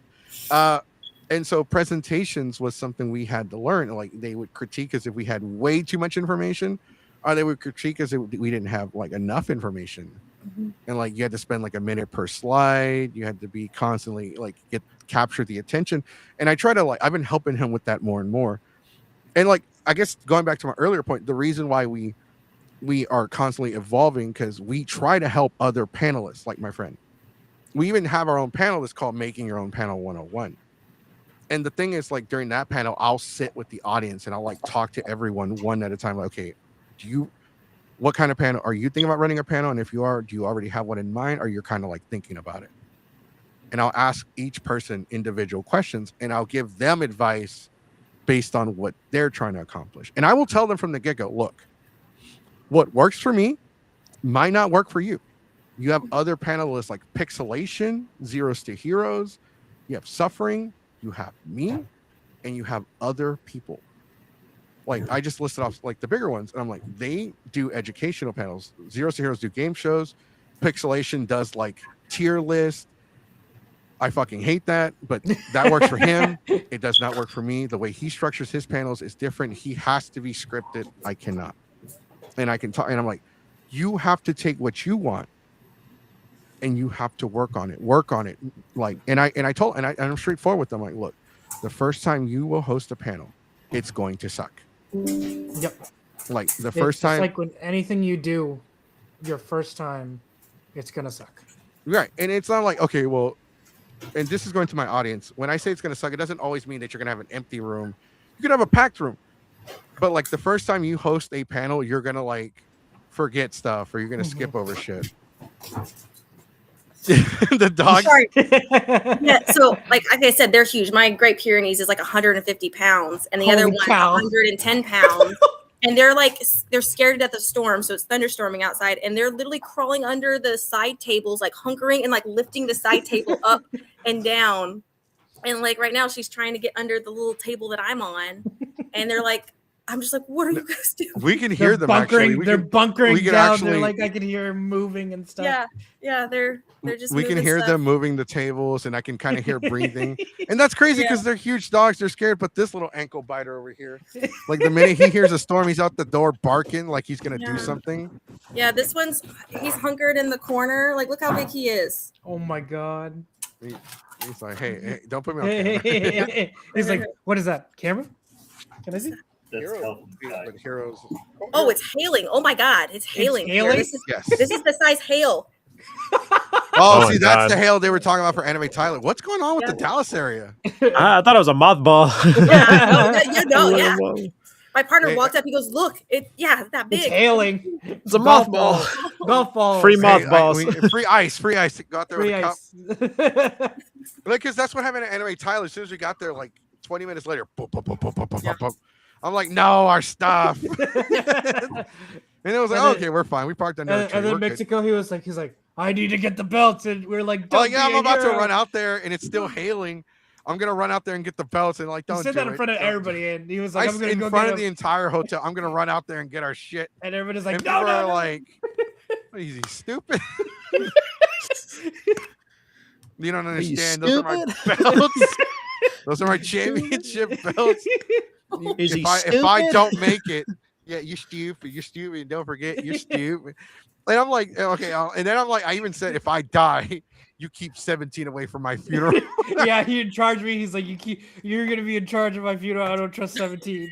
I don't trust 17. Like, okay. And that's how crazy it's been lately with the fucking hail and look, there's a picture Toa posted. Okay, at this point, it's not golf balls anymore. It's just like Sonic slush. Yeah, that's how I pictured it. Sonic slush. Oh my god! It looks like snow. Yeah. Here, I'm actually saving the picture. I'm hearing it outside. I'm like, oh, I hope my car's okay. Dude, that's how bad it was here. Like, it started off that size. They were saying golf balls. Yeah. And then when I go out there, because everyone's all excited and screaming, because like the power started going out, and I'm like, hey man, I was gonna take the elevator, but not no more. I'm claustrophobic. I'm not going. Oh no, cutting off I again. told Mexico too because I was like, no, you're good for right now. I told Mexico I was like, I want at least one time if we're allowed to do like our show live once. That's all I want. He's like it's. I was like, I would love to do that once, but we're 18 plus, so we can't we have to filter ourselves if we go to a different con that doesn't accommodate to that. So that was my first Yeah, this is thought. Tyler. I This, was it like, looks like okay. snow. Yeah, my God. Looks like salt, like Yeah, big clumps of salt. that's what it looks like. No, that's what snow looks like. It looks like it was bigger. It got better throughout. Like, and like it's crazy that you guys are going through that. Yeah. But like, no, I think it's important that we, as panelists, help new panelists. It's important for us. It's. I feel like it's our duty to Give make back. sure that these new set of panelists are better than us. If they, the way I'll tell everybody, look, I want you to be better than me, and you're probably wondering why. Like, panelists don't admit it, but we're in competition with each other. We are constantly evolving, changing. We're marketing our shit. We're selling ourselves for a free badge. We are constantly competing. And I want you guys to be better than me. Why? Because if you are better than me, it's going to push myself. I'm going to push myself to be better than you. Yeah. And I think that's great, and I love that. And I think as like a con owner and like a showrunner, and like this year, like I did all the programming, so all the panel selections, like Ooh. I've handled all the programming department. I can say, like, as a tidbit to help people who are looking to do a panel, the best thing that you can do is be detailed in your panel description and pick something that it makes you different. Like I love having variety panels, like interactive, even game show, lecture, educational, whatever. I can't tell you how many panels I get where I have to choose, hey buddy, between 5 of the same submission. Like when I get 5 anime Jeopardies. Oh God. Yeah. Yeah. What makes you different? Like what makes yours, even if that's what you want to do, like you're a game show person, great. What makes yours better? What sets you the rest from everybody else who's submitting the same thing? Exactly. Because they literally just put anime Jeopardy and that's it. I'm like, okay. Where's your description? Yeah. What's your description? Yeah. What makes you better? Oh, okay, buddy. I'm sorry. Oh yeah, he's freaking out. But yeah, that's the biggest advice I think I can give to panels who are trying to figure out why their panel may not be accepted at other at conventions. It may not be different enough, or you didn't put a decent enough description. Or I get descriptions that I'm like, this sounds like a liability, so maybe read it back to yourself. Maybe reevaluate the stuff that you typed before entering it. Yeah. So I'm like, this just sounds like a lawsuit waiting to happen. I'm gonna need more information from you. I'm pretty sure it's not. This sounds like a lawsuit. I need more information. Have your buddy that doesn't know what the heck you're doing read it, and if it makes sense to them, you're good to go. If it doesn't, rewrite it. Someone submits a panel. I want to start a real fight club. What? No. There was somebody tried to do Dino Fight Club, and that was the thing. And they actually approved us because nobody else got involved. We did. It was us in inflatable mascot costumes beating the crap out of each other. There was also a certain someone who shall not be named, but he tried to run a Mario Party panel, and that was just a bunch of people running around the panel room in a conga line. I'm like, someone's gonna get hit. That sounds like a bad idea. It sounds like something that would have been done by like RTX or like Screw Attack, but at least they kind of would know what they're doing. It would have been good. It would have been really. I wouldn't say it's it would have been good, but also like they actually would know ahead of time. So, okay, this is what we're gonna do. This is how we're gonna set it up. Yada yada yada.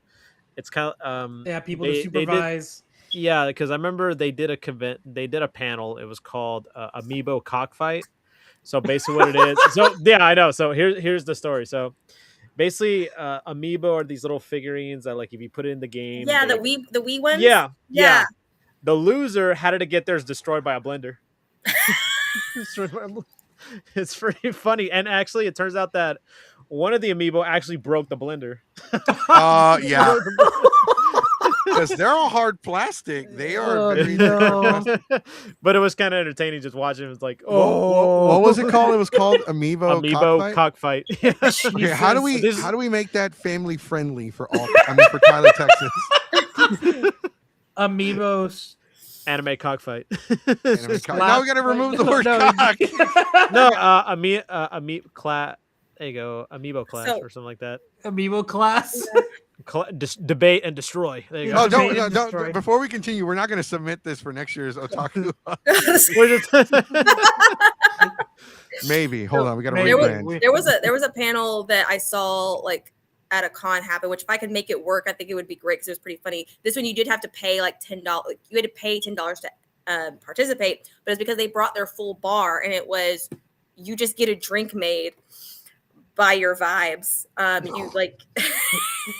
And it got wild. Oh no. That was pretty good. But I was like, oh, there's so many liabilities with that in hotels you got to go through.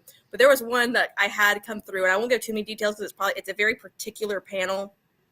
But like, I just couldn't approve it because it was set up like a workshop, but the workshop was like very small portion. The rest of it was just them promoting themselves. And I was like, that's not a workshop. That's you just giving yourself like, advertisement time. Yeah, it was more like a roundabout way of getting in as like a influencer performers type of thing. But I'm like, it's and they also wanted like a ton of equipment, and I'm like, this not standard equipment either. Like not like, oh, I need a mic and I need a TV. No, like they need equipment. And I was like, no, I know what you're doing here, sir. I know what you're doing. It's not gonna work. I proved some of their other panels. So their panels were fine and were great. But that one. Like, you're like, I don't know. I don't think so. I know what you're doing, and that's not. You're not getting by me, my guy. I don't know. Like, goddamn, I've been to like some cons where they had like a tequila tasting panel and a wine tasting panel, but the most they needed, like, okay, I just need to bring a bottle of tequila and cups. Like those would never work at an anime con, I don't think. Maybe not. I was still like, how did they even get that approved? I'm just amazed that they got that passed and somehow made it work, but maybe at alcohol con, but not in an anime con. Alcohol con sounds like a con I would apply for. I would say, like, I think it's holy shit. Now I'm thinking about like some terrible panels. Like now I want to do a panel based on terrible panels. Like this panel sucks, but so do these others. Yeah, so these other panels sucks. Because that's like I said, if I can find a way to make fun of myself or make fun of other shit, I will do it. Like terrible fan fiction. The reason why that one works is because I will torture myself with like the most god awful fan, and I have to read it the way it's written. So if the word is misspelled like goofic instead of gothic, he has to say it exactly how it was spelled. And and then first, I'll admit, for some of my panels, I do drink a little. Like the more I drink, the more Mexican I get. Like I'll start off like, yeah, welcome everybody to the whatever panel, blah blah blah blah blah, and I'm like, órale, ¿sabes qué? Aquí estamos. Look, I don't think I've ever hosted a panel sober. Tricks, I do cosplay panels. I'm doing information like how you build stuff panels. I am actually pretty interested. Like, because the last time, and this was a long time ago, I went to one cosplay making 101 panel, and I was instantly turned off by it. Like, because they were like talking about how they do commissions and they were advertising themselves more.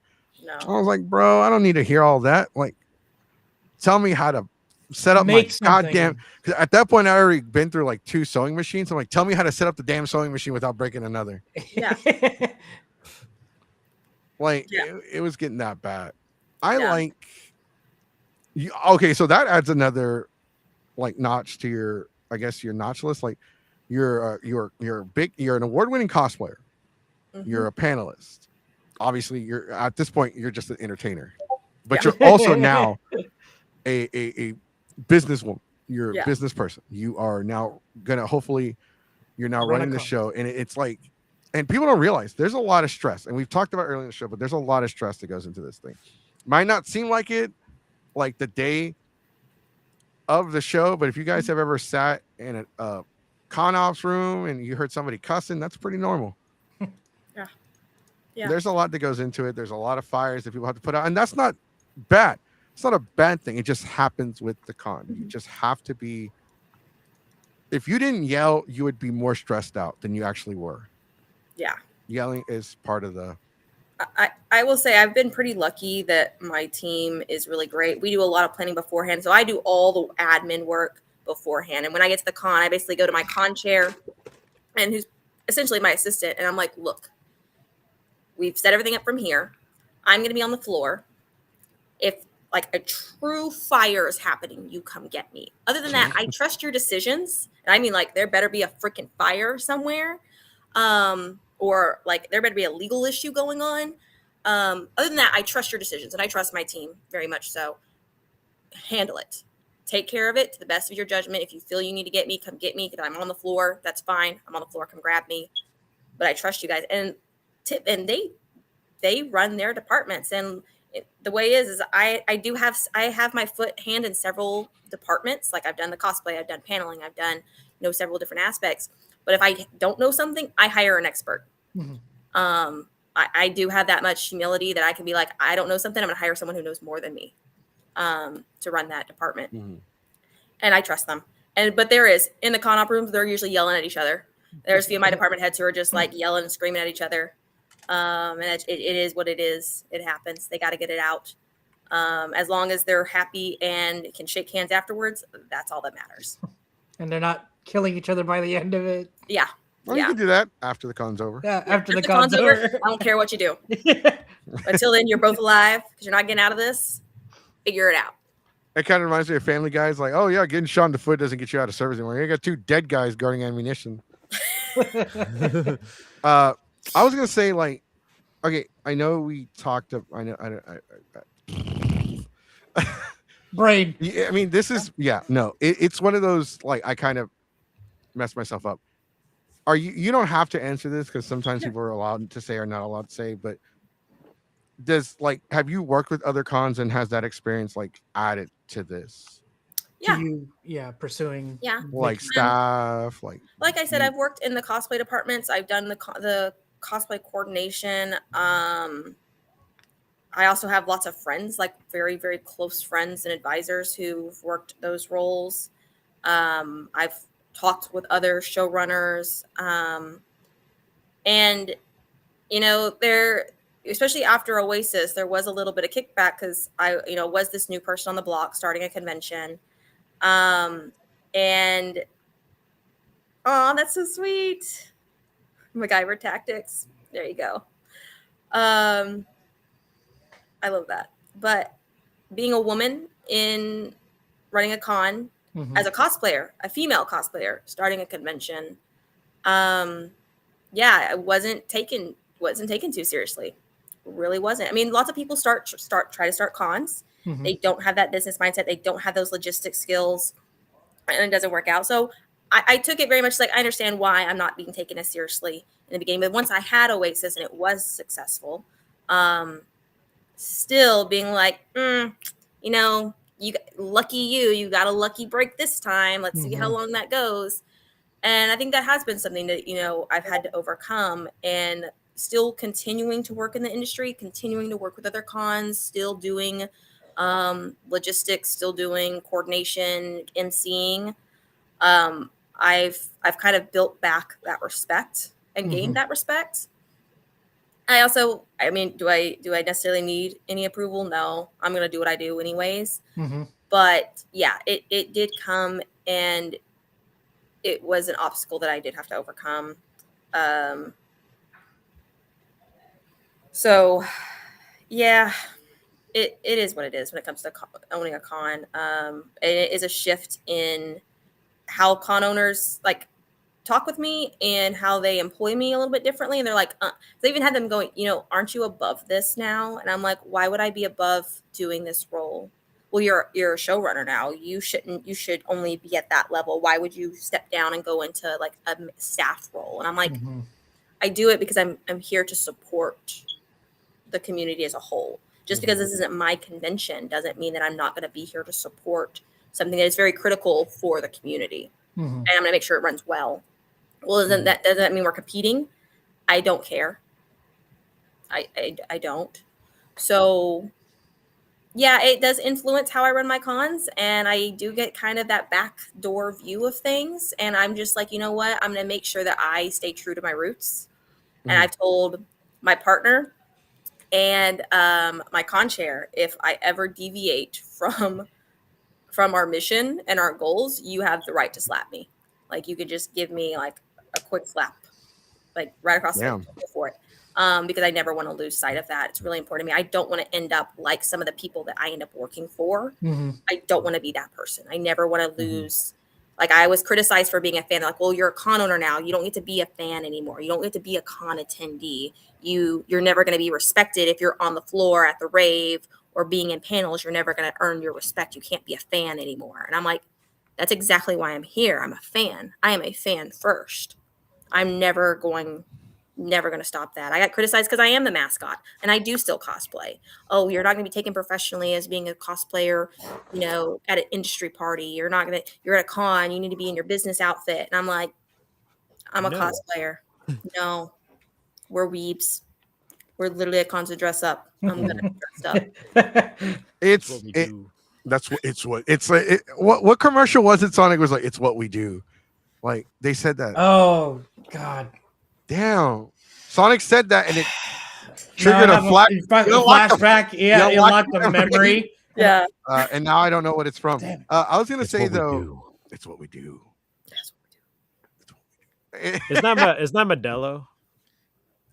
I don't know. Not trying to remember. There's so many people that use like the word "do" in their slogans at this God point. damn it! Now I wanted Dos Equis, and I don't even drink during the week. I was gonna say, like, okay, and here's the thing. Here's the ugly part of the cons, and like, not all of them, mind you, everyone in the audience watching, this isn't every con. Just like, I've been around the block. I've met a lot of con owners, and some were great, amazing people, and I miss them. And some were assholes, and they can eat a dick. But like, look, lately it's not just cons. Cosplay, panels, whatever the fuck, It just seems to be like one giant dick swinging contest now, especially with like I feel like I forget what con it was this year, but it was just like content creator con. Like, it was just constantly TikTok videos of people doing shit. Like, it was Creators After Dark. Yeah, Creators After Dark felt like content, like the friendly atmosphere factor. That's what a lot of people complain about. Like a lot of the guests were not friendly. They didn't want to talk to people. Like, they were constantly, I'm doing content. And I feel like we're kind of losing that a little bit. And with some of the con owners, they fight. Like, some con owners I've seen, they have nothing nice to say about other people. They're constantly competing. They're constantly like, talking shit about each other. And there's been a lot of controversies lately, not that kind, like, just like, you have you have Cadaver Con's controversy, you have Lighthouse Matsury's controversy, you have the fandom events controversies, going on. And those are the kind that I'm talking about.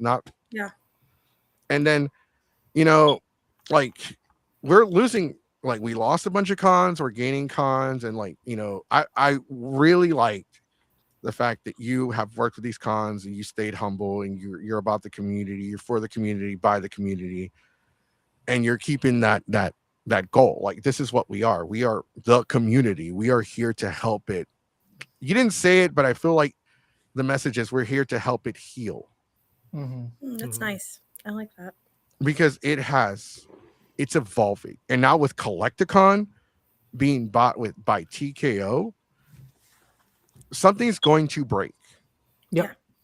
The prices, cons are going to, one of two things are going to happen.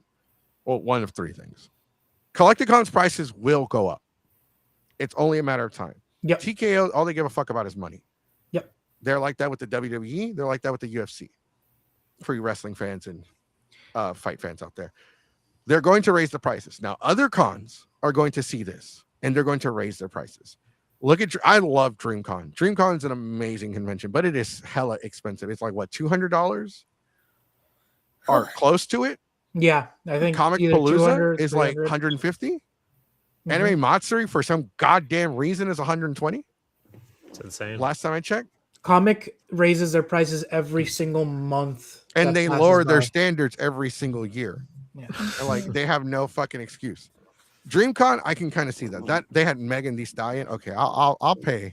You'll let it slide. You'll let it slide, yeah. We're paying the artist. Like, well, I mean, Yeah. that's how much Megan one Thee of her shows Stallion, cost. So, So I'm gonna let that one slide.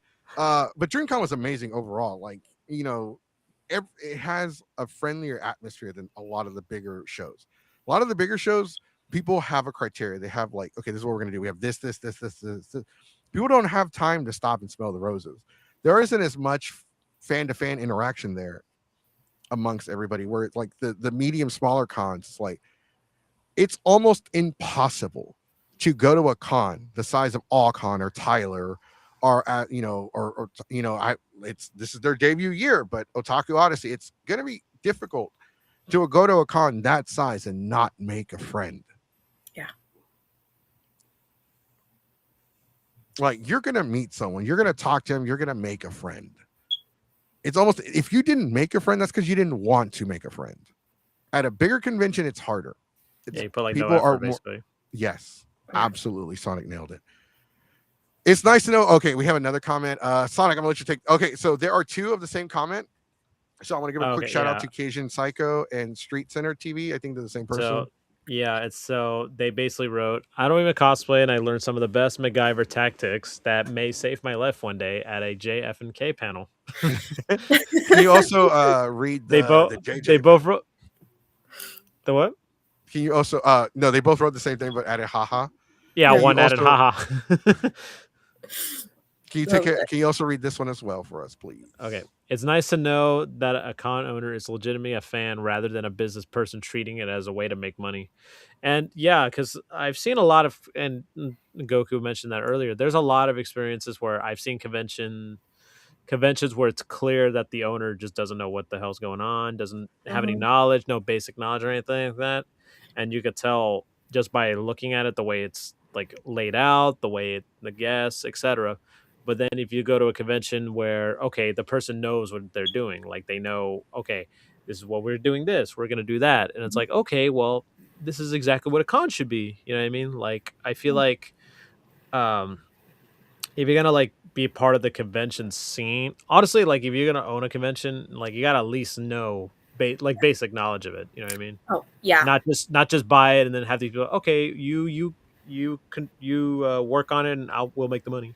Yeah. And unfortunately, there are several cons out there that are like that, yeah, they're just like, oh, this sense looks like an easy cash grab. And that's, really unfortunate. And, something you mentioned earlier was like when guests and creators are not friendly, I'm very, very big on that. I handpick like my cosplayers. I'm very strict with my cosplayers. I do 3 craftsmen and 3 18 plus. My 3 craftsmen judge the cosplay contest and they do panels. And then my 3 18 plus do the runway, the 18 plus runway. And that's where I keep my guests.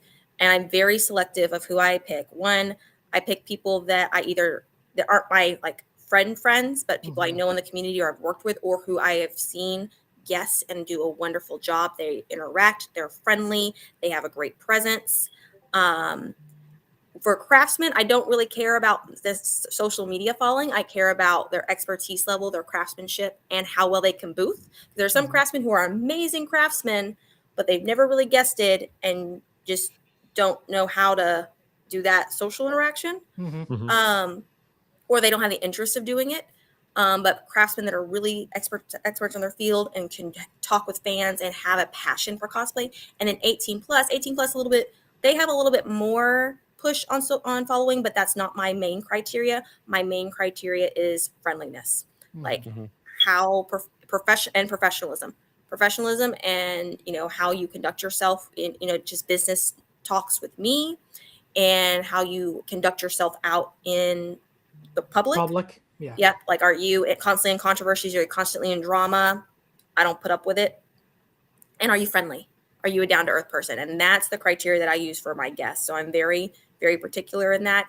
Even my entertainment groups, my drag troupe, my burlesque troupe, idol groups, I pick them very, very carefully, and I pick them based on how involved in the community they are. Can they put on a good show? Am I entertained at the show? Again, do they have a bunch of drama? I don't want. I'm not going to deal with. I don't do the diva mentality. I don't. I call it the high school drama, basically. Yeah. Mean Girls Club. No. I don't do it. I'm over it. I'm not going to do it. I don't care if you have 1,000 followers, 500 followers, you have 1 million. I do not care. Doesn't mean crap here. Are you going to do your job, and are you going to do it well? That's the bottom line. And so the people that I work with have been wonderful. I've had great experience with them. I do try to rotate things. I do like to find other groups to keep things interesting, but I don't sacrifice that quality of, I'm not going to do the drama. I'm not going to deal with rude guests, rude entertainers. Yeah. So that's something that's really big for me. And if someone is rude, if someone does end up becoming rude, like I did have to deal with one entertainer last year, and I went to the leader and I was like, never again. They're on notice. And luckily, it ended up being that they did not work with that troupe anymore. And even cosplayers, if you presented really well and then at the show you change, or after the show you change your tune, you know what? I'm not going to. I don't like burning bridges. I don't believe in burning bridges and starting beef with people just to start beef with people. But I do have my little black book, and you'll just be in my little black book. I'll never say anything publicly, but you'll be in my little black book. Hey, there you go. That's the way to do it. Yeah. Little black book. I call it my shit list. The shit list, the band, the Jesse shit list.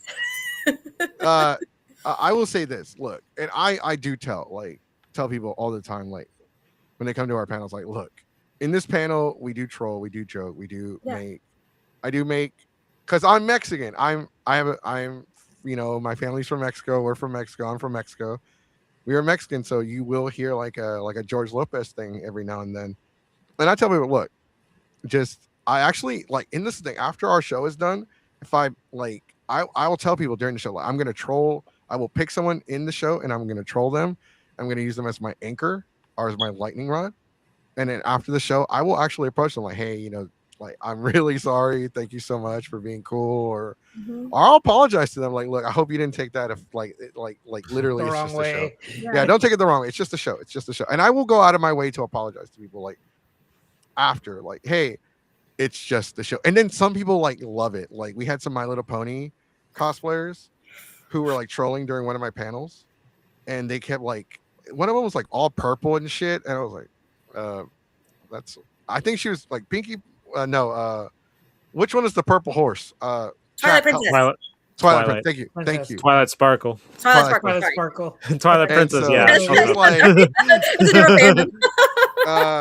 so she was like all pouting and like stomping her foot and like being in character throughout the entire show. And I was just like, I'm like, hey, you, like keep it down, like, stop it, like cut it out, or it's off to the glue factory.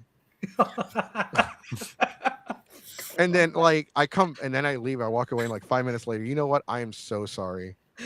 I'm so sorry. Let me translate. I did that to her, and like the entire panel lost its shit. And like after the show, I'm like, hey, I hope you did not get offended by that joke.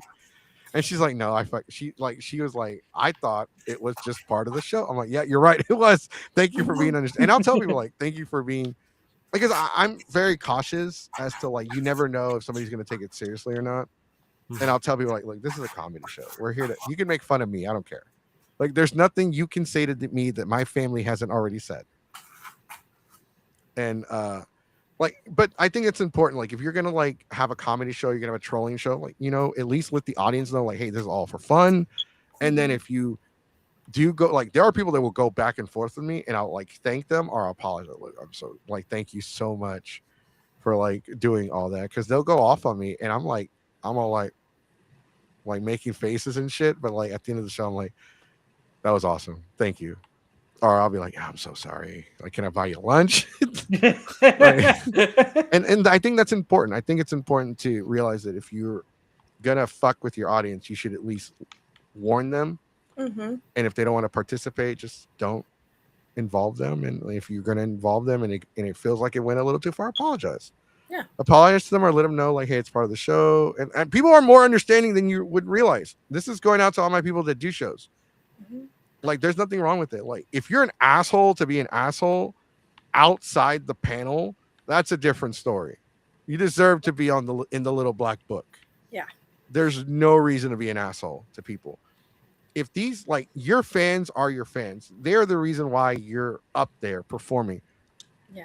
You should never feel like you're above your fans. As a matter of fact, I will kiss my fans' asses all the time. Like, yeah. Except, you know, Crybaby and Fart Knocker and them, because they all troll the shit out of me 24/7. No. But I think you have a very valid, like, it's funny because I've never heard somebody say it that way, the way you just said it. We've been doing this show for years. We've interviewed a lot of showrunners. And that's a term I learned, by the way, doing this shit. Showrunner, right? Yeah. And you know, nobody's ever put it like that. Like, hey, look, no drama. Like, look, they have issues. They got problems. Like, they've never flat out just said the word drama. Yeah. Like, because I guess drama is such a bad word that people try to avoid it. And it's like, don't say the word drama. It is. I mean, it is what it is. Like, it's drama. It is. And I even feel like there's some showrunners out there that participate in it. And I just don't. One, I like I said, I don't like burning bridges. And if you get in my black book, I'm a very tolerant and forgiving person. And like, honestly, if someone just comes up to me and goes, look, I had a bad day, I am sorry. I'm like, no problem. We're cool. But I'm going to watch you. My eyes are on you. It takes a lot to get my little black book. My black book's very short list. So it takes quite a bit to get in that black list, little black book. But yeah, I mean, it is drama. There's no, if you're calling it something else, you're just covering it up. And I don't see why. It is what it is. No, and I agree. You're sugarcoating the shit out of it. You're just trying to avoid it.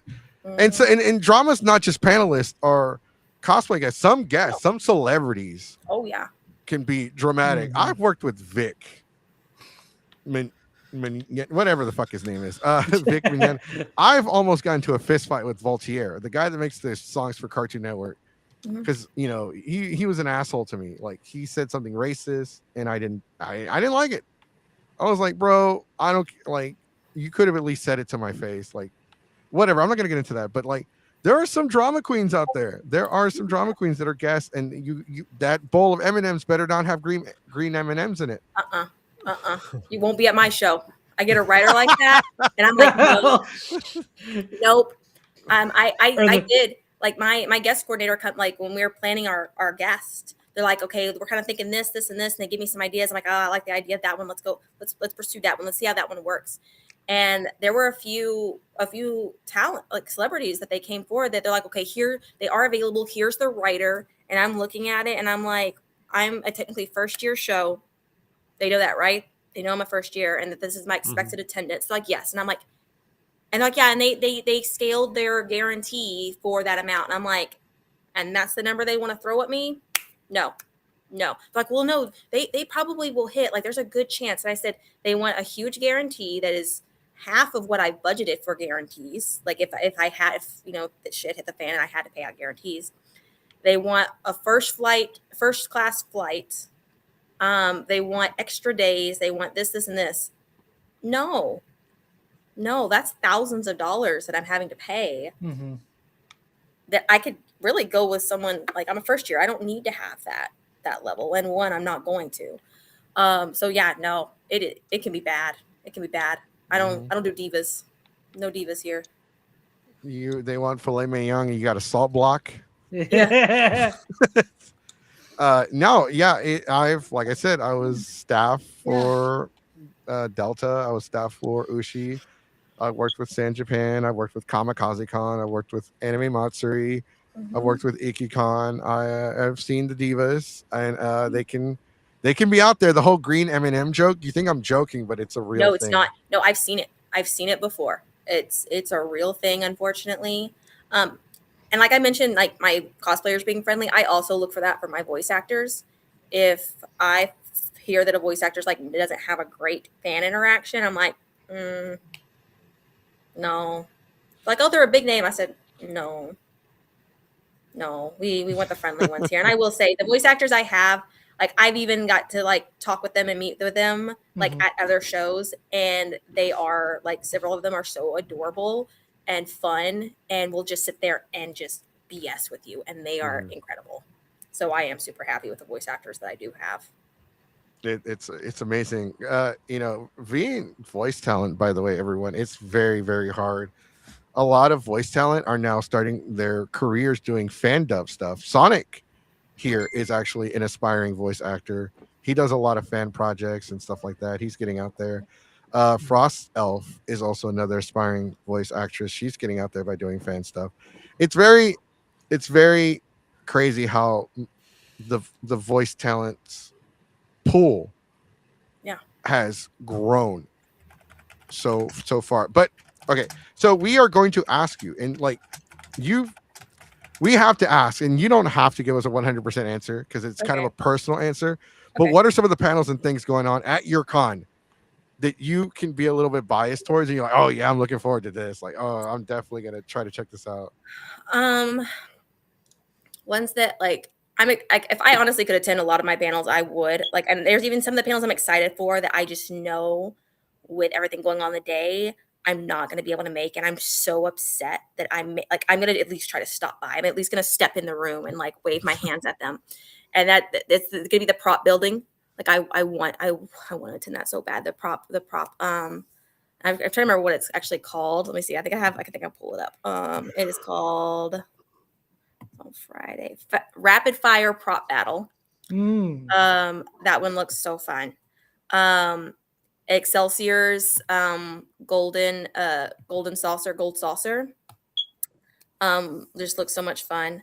Let's see. God, there's so many good ones on here. Let's see what other ones. Tumblr Man Sexy Man polls always does well. And I didn't get to make it. I had them last year, and they change it up, so it's one of those that changes up. But I did not get to make it last year, and I was so upset that I missed it. Because I'm always at main stage things, because I MC several things, and then I always make sure that I make appearance at the main stage events. And then this year I'll be in the Oasis Lounge as a performer as well. And then let's see. What other one am I excited about? There's one called Moms I'd Like to Fight, and I'm really intrigued on how What? it's one of my 18 plus panels. It's called Moms I'd Like to Fight. Last year it was Dads I'd Like to Fight. Is it like for shows or like shows and? Well, hold on, we don't get all the details. Like anime moms or like fandom moms that you want to fight. Bro, holy shit! Like that sounds great. That sounds awesome. I want to throw hands with this person. Throw hands. There's a lip sync battle. I did get to put that one on main stage. I was able to put that one on main stage. Those are fun. I love those. There's a lot of good ones, and then there's also, where is it? There is a like, they're doing it on theme for the Odyssey theme, the Greek theme, and it's a like improv comedy show, a Greco-Roman improv comedy show. Okay. And it's 18 plus, and I know who's running it, and I'm very intrigued to see how they pull this off and do it. And so that I think that's going to be pretty funny. So that's pretty cute. So those are ones that like I really like. There's also really good ones. Like I actually do, and I have some really good like cosplay, like learning to make. Like I have a really like someone doing more advanced topics in 3D printing. So like instead of just like, hey, here's a machine to buy, here's the different kinds of, filament, and then that kind of being it for like an intro to 3D printing. This is like more like, hey, in depth. yeah, more in depth. Like here's how to actually build stuff. Here's the different techniques you can use. How to like troubleshoot like more complex things. So I really like kind of more advanced stuff. I have some really great panels on intro to machine embroidery. The person doing it is someone I know, and they actually work for Dime, which is the design embroidery company. They're actually owned by Bernina, and so she's actually one of their marketers, and she's running 2 panels on how to get into machine embroidery, because it's a lot like 3D printing. You have to know like CAD and vector work to do machine embroidery, to do the renderings. And so there's a lot that actually goes into that. And so she's doing 2 panels on looking at machines and how to start doing design and in embroidery for that. And so those some more advanced cosplay panels, and I have like some intro to ones too, but I've got cosplay panels for like every stage, which I really love, because usually I go to cons and it's just kind of like your basics, like intro to cosplay, intro to this, which can be really great, but then there's nothing past that. And so having stuff for the more intermediate category, or like later novice, like not fully novice, but like you've been there for a little bit. And yeah, so those are some panels that like if I could go sit in, like I really want to, but I'm probably not gonna have the time, unfortunately. Oh yeah, Crybaby says, "Dads, I'd like to fight" was so fun. Yeah, I heard that panel was great. So there's some good ones. It's definitely one that I am definitely interested in. I will not steal it, so don't worry. Asian Alex already does a panel called like the crappiest dads in on all of fiction or something like that. Oh, I think I've seen that one come up before. I think I've seen that. It's an interesting one that he does. I'm actually kind of like, that one's got me hyped though. I wish I was going to the con, because I'm gonna be honest with you.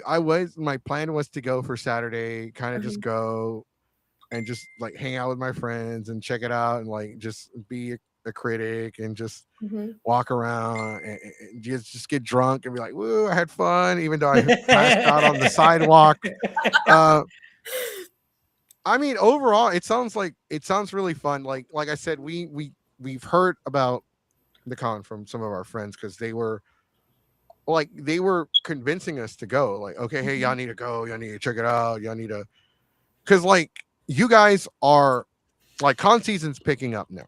We're about to jump into it, because we are the summer of 2026, and it's going to fucking suck, because we're gonna kick things off with Comic Palooza. And then in July, it's Matsuri, Delta, and the fucking DreamCon, and then it's Colossal. Like I looked it up. There's like 6 notable conventions in 8 weeks. Yeah. That is, and they're all like, none of them are cheap except for Delta. Delta's reasonably priced, but like $200. But that's for, I don't know if it is 200. I think it's close to 200. It might be even more expensive now. What? DreamCon tickets. Yeah, I think so. Yeah. And that's like one of the things. I'm glad you brought it up, because we were going to ask you during the show, like, what were your price range? Like, do you consider yourself more affordable? $50 for the weekend. Yeah. $50, and VIP is $199 now. With my VIP, I think there's quite a bit to that. Some people are like, VIPs aren't worth it. I'm like, well, people that like VIP, but my VIP has access to the Oasis Lounge, which that's like half the ticket price right there. They also have a special seating at main stage, so not just like, oh, you get a row up front. No, they actually have like tables with chairs that they're in like in a fenced off area right on the side of the stage. So you actually have like a nice seating with tables and everything. Of course, there's like, they get like a metal badge, and the metal badges, oh god, they're here somewhere. They're really cool. Our metal badges, they're so neat. I love them. They're gorgeous. And actually, hold on. I'm gonna see if I can get a sneak peek of what those look like. And then they have a t-shirt and then a merch and then a goodie bag. But in my goodie bag, I put like survival stuff, like Advil, That's sick. liquid IVs, bowl of ramen, Pockies, like things to get you through the weekend. Like a survival kit. Bandages, Survival kit. small first aid kit. Yes, bandages. Like that's Small what goes sewing in kit. there. So you got stuff to last you through the weekend. And yeah, so those are some of the perks of the VIP, and that's $199, and then my standard pass is $50, and then the Oasis Lounge is $30. And that's the only really add-on that we have. Okay. That's actually great. I mean, we're in an age where actually fuck that. We're not in an age. We're in a fucking crisis right now. Because me and Diamond traveled the halfway point between here and Austin, Texas to pick up some WWE belts. Yeah. And we stopped to get gas. It was $4.10. This was when was this? This was right after. It was before. It was like March or April, or late March, early April. Yeah, it was late. Oh, right, because I got the smoking skull, and it was like, it was before. Yeah, it was March. It was March. It was right after Alcon. It was March. It was $4.10 for the gas. I put $30 in Diamond's car, and we barely got like half a tank. Like, Wow. and like that's the thing though. People are like, well, what does like, well, what does gas or any of that have to do with like the con if it's fun? Well, it Traveling. yeah, traveling, giving a fuck. People will say no if they know that their money's gonna eat up by the gas. Yeah. Dude, I was already struggling financially before the gas went up. I asked my wallet, like, hey, I want to travel more. Where can we go? My wallet told me to work. You can travel to work. And you work from home. Yeah, I want to keep it as affordable as possible because, like, my goal is I never really want my tickets to go above 50 for the weekend. Now, as you know, depending on how we grow and the venue size I have to go with, I may have to increase slightly, but I don't ever see going really past 60. But I really want to stay at 50 at all costs. I really try to crunch the numbers however I can to support staying at $50. But I feel like that's a reasonable price for 3 days. Even if you only come for a day or a day and a night, like most cons are, getting to the $100 mark. And yeah, that's rough. And just so you guys have an exclusive, because I haven't shown these to any like online or anything yet. These are VIP badges. The metal badges. Yeah, this is the metal badge. Geeks forever exclusive. Let's go. Yes. Yes. So this is our VIP badge. It's metal, and then on the back it has the main stage events. But yes, this thing will be on the general admission passes too. We always put that on there. The graphics will be different for the general all the other badges. But yes, this is our nice VIP badge, and they're hardy. Oh, they're hard. They're great. They're really cool. Awesome. I love the design. My artist did an amazing job with these. She killed it. That's awesome. Our little mascot. So these are our metal badges for VIP. That's fucking crazy. Okay, that is awesome. You got. I think you might have just sold one too. I think you might have just sold your very first VIP. Yeah. Well, not the very first, but you sold one during the stream. During the stream. Oh, At least one you know. Yeah. And we do have a very limited number, and I think we only allow 50 VIPs. And I want to say we are over halfway sold out through those. So yeah, we have less than 20. I know we have less than 25 left of our VIPs. If Crybaby buys one and you offer her like a free buzz ball, she'll buy two. Deal, because I always keep buzz balls on me. Oh, don't say that! Oh, don't say that! Now you made. They were literally just talking about buzz ball Miku earlier, and she's like addicted to buzz balls. So I honestly, Clown Patsu, I literally had my first buzz ball because of her and the blue Miku buzz ball. And I was like, I've never actually had one of these. Someone's like, oh, they're pretty good. And I literally mixed it, I think, with an ocean water. And I was like, dude, this is now like my con drink. And everyone's like, really? And I'm like, look, they're woman owned from Denton, Texas. Yeah, I'm supporting buzz balls. I didn't know that until somebody told me about that one. I'm coming for you now. Bruh. You just additive best friend at this point. You said all you had to say was buzzball and her ears were ringing.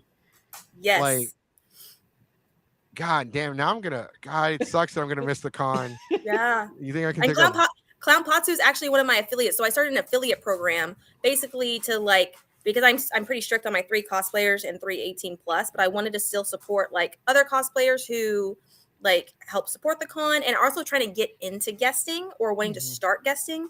So I have my affiliate program that I chose I think 18 people. I had a ton of people apply, and it was actually really hard to choose. But I did a like half craftsman, half like 18 plus or just general cosplayers.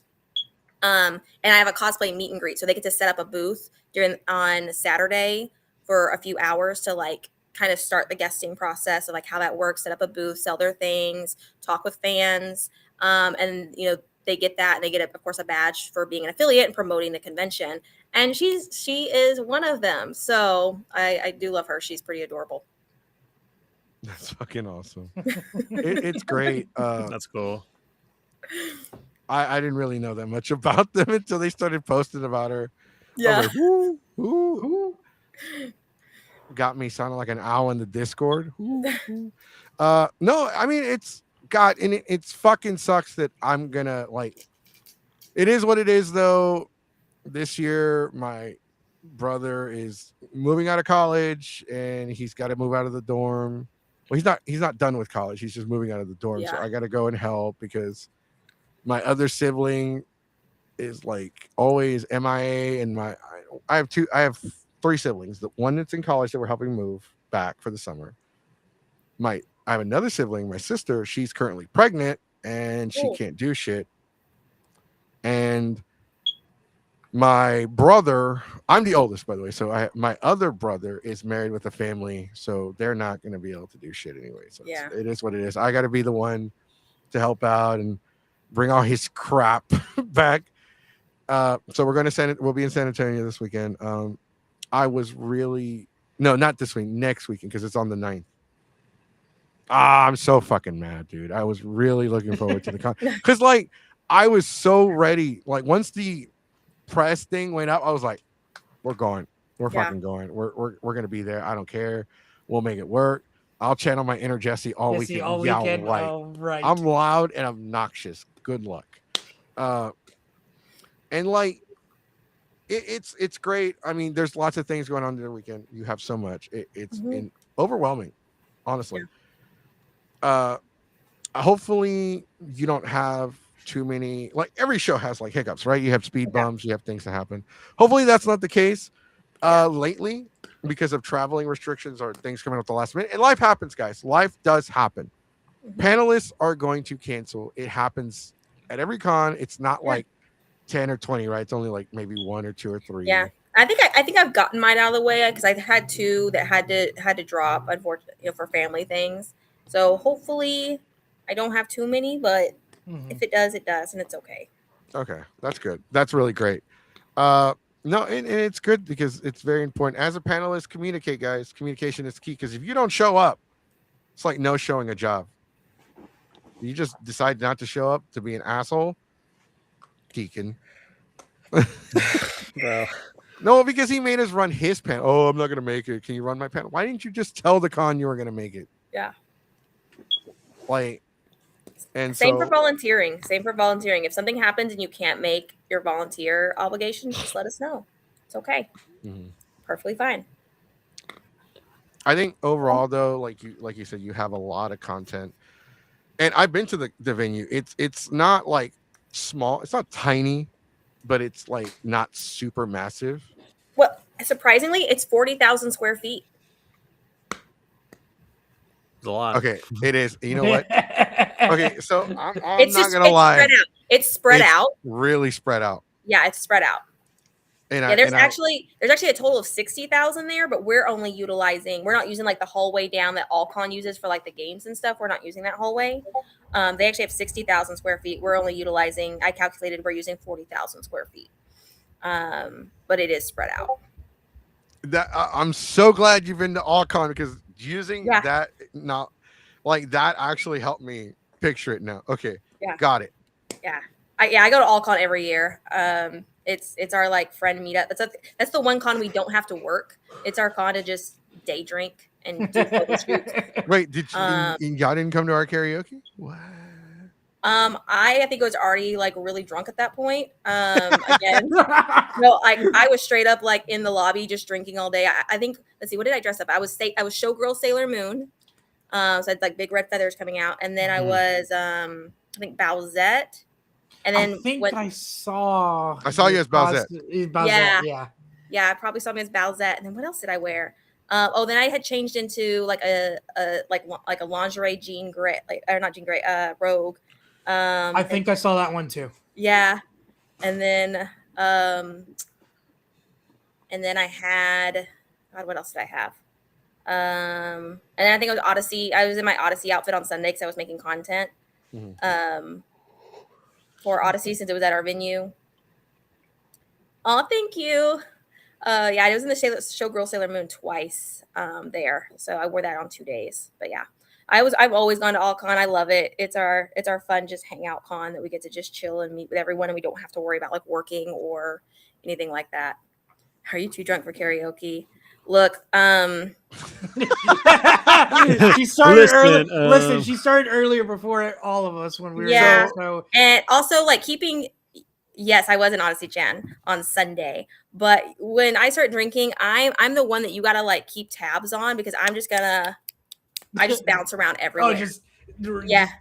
Everyone's like, where were you? And I'm like, I don't know. I just ended like one point I was in the lobby, then I was on some rooftop, and I don't know. It's like the Hangover. Yeah. And what's crazy is I actually wasn't too drunk. Like I didn't have a hangover or anything. Like other people were way worse than me, but I was still just all over. I was just like a constant buzz the whole weekend. It just never went away. Yeah, that was me. Yeah. It was a little lighter for me. That was me all weekend, except it was a little lighter because I did have my daughter. Because I take this like the only con I'll take my kid to. Like I'm gonna take her to Thailand next year, but I had her. I will say though, Friday night. I was definitely too drunk for karaoke, and I'm the host because like my friends Chris and his group kept giving me like this trash can punch, and then this guy kept bringing me like these alcoholic drinks that had THC, so I just kept chugging those and chugging all. Look, What? that was Creators. I took a gummy and I thought I was fine. I underestimated it.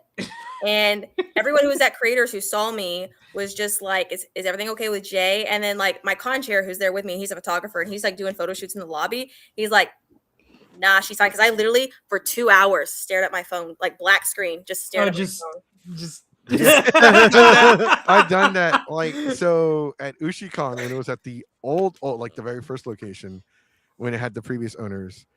Rummy used to make Rummy, God bless him. He passed a few years ago. He made from scratch alcoholic gummies. And the first time he started making them, he brought them out. And you cannot taste the alcohol until you like actually like eat it. And I was like, I can't taste shit. And then like 45 minutes later, I black out. And my friend like they described me as I was sitting outside of the door of because karaoke was in a regular hotel room, like suite. So I was outside in the hallway sitting there like a garden gnome. And they like the con staff and they dragged me back to our room and like, hey, is this y'all's Mexican? And they're like, yeah, just put him over there. Put him next to his food bowl. That's where the joke started. Put him next to his food bowl. What was funny is that Creators is when this happened.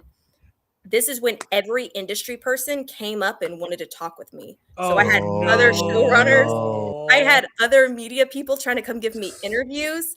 And I'm just like, yikers. You're gone. And then luckily I had like a group of people like who were sitting around me taking care of me. And they were like, yeah, Ken, like not a good time. There was one, like, I think it was, I forgot who it was. I think, was it Icky or was it someone else?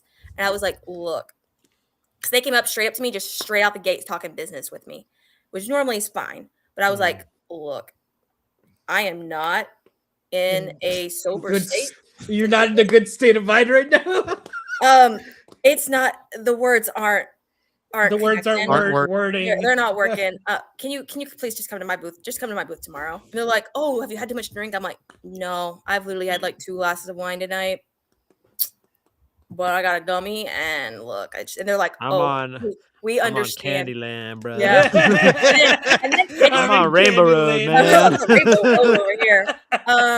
Then I just had people who just knew me. They're like, oh my God, it's JF and K. We get a picture. And I'm like, no. No. No.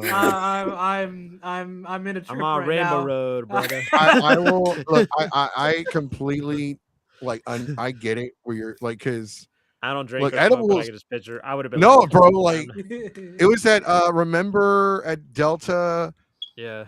It was the year we started doing Dark Side of the Community, the Friday night podcast, and the first episode was about lolly stuff. Yeah. Yeah. Yeah. So at our room party, Sonic didn't know this until after the fact, but at our room party, we were like, okay, in the living, because it's a big suite. So I'm like, hey, I need the living room to do the live It's like show. a condo, basically. Yeah. And all y'all are gonna have to fuck off to the other room and go do stupid shit over there. And sure enough, they were doing stupid shit. And my homeboy was like, hey man, take this. It'll make you feel better. I'm like, all right, cool, let's take it. Because I knew it was a gummy. And I was like, okay, it's 3 hours, 2 hours before the show. It'll kick in and wear off. I took it and nothing happened. I was sober as fuck. And I'm setting up the laptop. I'm setting up everything. And as soon as, and here comes Egg cosplay, and here comes Fwan from the Ravens Dark. I mean, the Ravens flock. And as soon as I hit go live, it just hit instantly. And like everything started lagging in real life. Like people were ghosting in real life. You were like leaving after images. It's like the little Microsoft 90, like Windows 95, like Yes. And if you go back in the episode's still up. If you go back and you watch the episode, you can hear me progressively being less coherent. Yeah, what? Oh, that's crazy. What the fuck?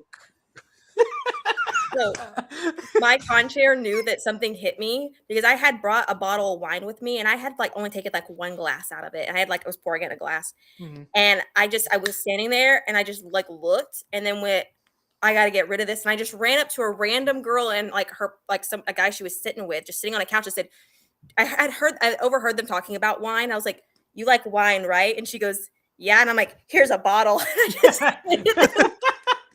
An open bottle of wine, which then my concierge was like, Ken, you can't just run up to people and give them an open bottle of wine.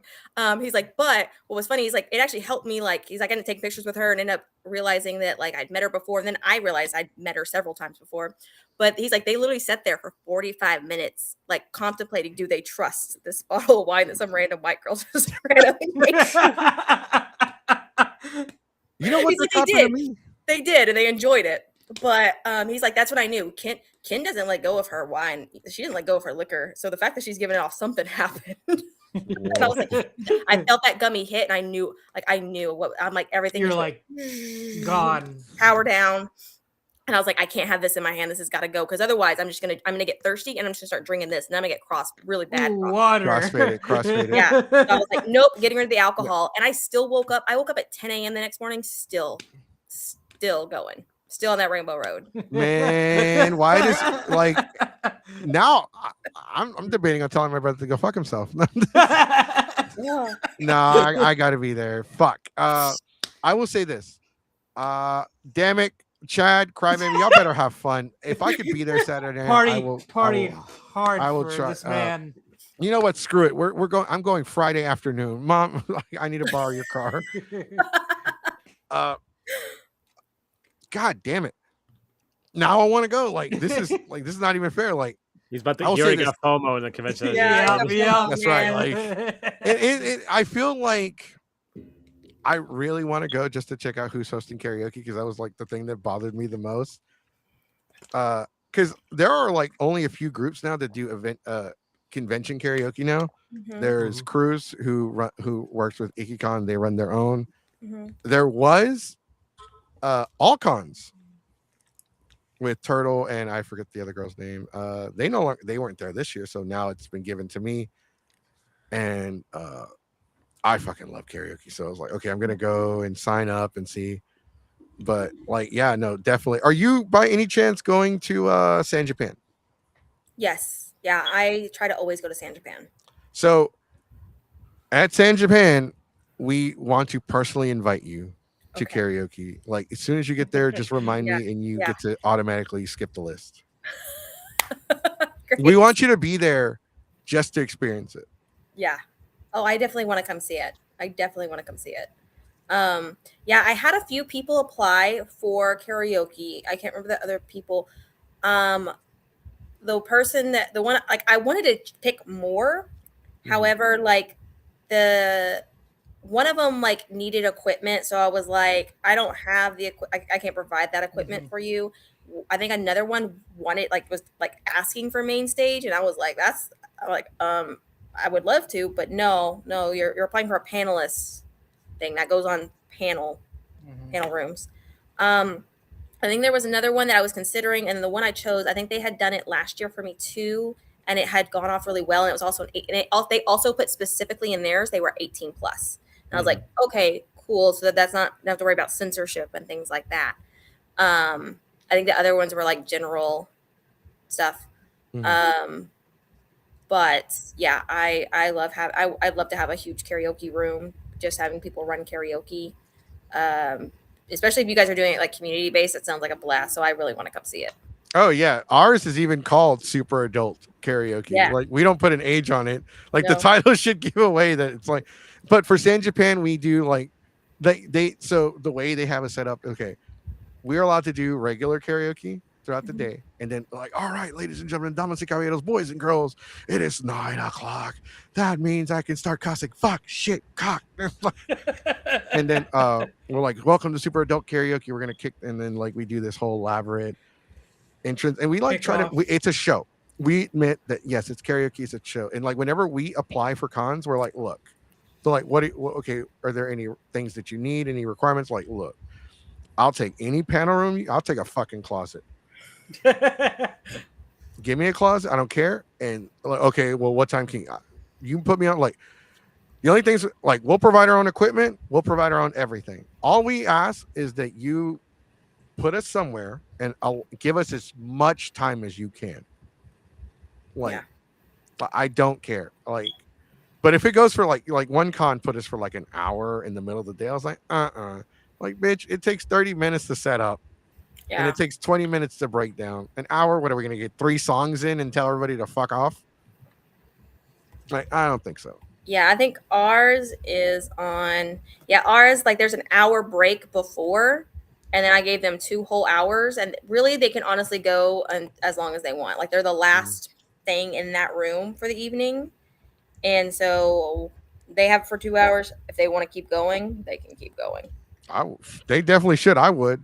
Yeah. I'd actually, I'm really interested to find out who they are, but I'll get that information from Crybaby and Chad this weekend, next weekend. Yeah. It's like I said, it's overall, I feel like there's a lot of promise because for one, we like with Anime Tyler, with AllCon, with all these cons, like I feel like a lot of conventions organizations are now either realizing they need to step up or they've already started the process of stepping up because we need actual substance with our cons. We need like it can't just be okay, we're gonna go and spend I think for NostalgiaCon for like a day pass it was like $35. Mm-hmm. It was about $30. $35 for a day, and I was like, oh, okay, what is there to do? Nothing. There's no like their panel was a stage in the middle of the dealer's room, but and I feel like they got fucked over this year too. Anyway, because there's a ton of coughs, there's a ton of controversy. There was ThrillerCon and SneakerCon, and honestly, I had more fun at SneakerCon than I did at NostalgiaCon. I was like, what? Look at them Jays. Hold up. How much? He was wearing his Dragon Ball sneakers, and people were like, "Hey, where'd you get that? Did you get that from here?" Yes. Thanks, Mom, for telling everybody what I wore. No, but I think it's great. I think next the con is next week, I believe. Yep. week and a Wow, half. you guys Yeah. are right around the corner. Yeah. Getting close. And are there any other shows going on the same weekend that you guys feel like you're having to compete against? No. Luckily, we don't have any cons going on the same weekend as us. So Mhm. but it's kind of a nice thing about being in May. Like I tried to find a time where I wasn't having to compete against a bunch of cons, especially starting out. I think NostalgiaCon is this weekend, and we were supposed to be this weekend. We ended up switching our dates last minute with our contract, but that's really it. But I don't what the demographic that Nostalgia is pulling and my demographic don't have they have a little bit of overlap, but not a ton. So I don't. It's not going to affect me too much. I feel like yours is more anime Yeah. fan, more Yeah. non-casual. Like theirs is more of a casual fan base rather than we're here for the guests, fuck everything else, right? Yeah.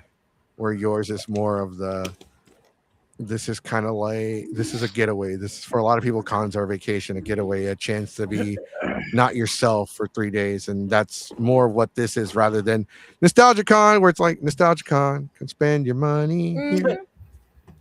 Vendor hall and But, celebrities. But you are you are 3 weeks after Anime Dallas. So we had Anime Dallas, Anime Tyler, Kimo Kawaii Con, and there was a fourth con that past weekend.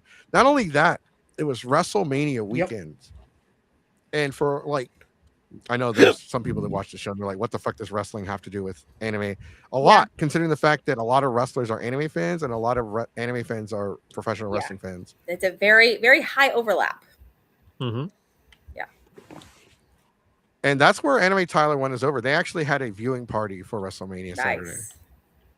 So that was great. But you guys are also, and I gotta bring this up. You guys are just a couple weeks away, like before Comic Palooza, the biggest comic book convention in Houston. Do you think that also could be like do you think your audiences are are diverse enough to where you won't feel it, or you feel like that's gonna play maybe a bit of a role? I think it plays a slight role. Like I'm actually pretty surprised with Comic Blues in Houston. I actually have a pretty good sized Houston group coming. Yeah. So But that's kind of a little bit. It's going to be the people who are diehard Comic Palooza are going to be going, but a lot of them are like, "Hey, we just want to party," and so it's not a huge impact. As long as I'm a few weeks out from Comic Palooza, it's fine. I would ask that same question, but instead of Compalooza is NostalgiaCon Dallas, which is happening this weekend. Yeah, I like I said earlier, we've got different demographics. People who are going to nostalgia, they're wanting to see celebrities and they're wanting to spend money in the vendor hall. That's what they're there for. My con is, yes, I do have those things, but the people coming to my convention are wanting to do more, party, do more, be involved, programming, all of that. So, and also that's why I also keep my ticket price so low, so that it's like if people do want to go to both, well, mine's not too much. It's a little bit more feasible, and sometimes that sways people to come to mine instead, because of the fact that they'll save some money. So it may impact a few people, but it's not hurting me. Now, if I was right before a heavy programming convention, yeah, like Anime Dallas is a 3 weeks out, that's safe enough. If it was like right before me, that would have me kind of like not necessarily worried, but I would see kind of a drop in my demographics. But we're kind of in the sweet spot. Okay. I had another question, but I wrote it down and it's like, what the fuck? This is why I don't do fucking scripts. Fucking stupid phone. Because I'm over here looking at my notes and shit, because I tried to research the con a little bit.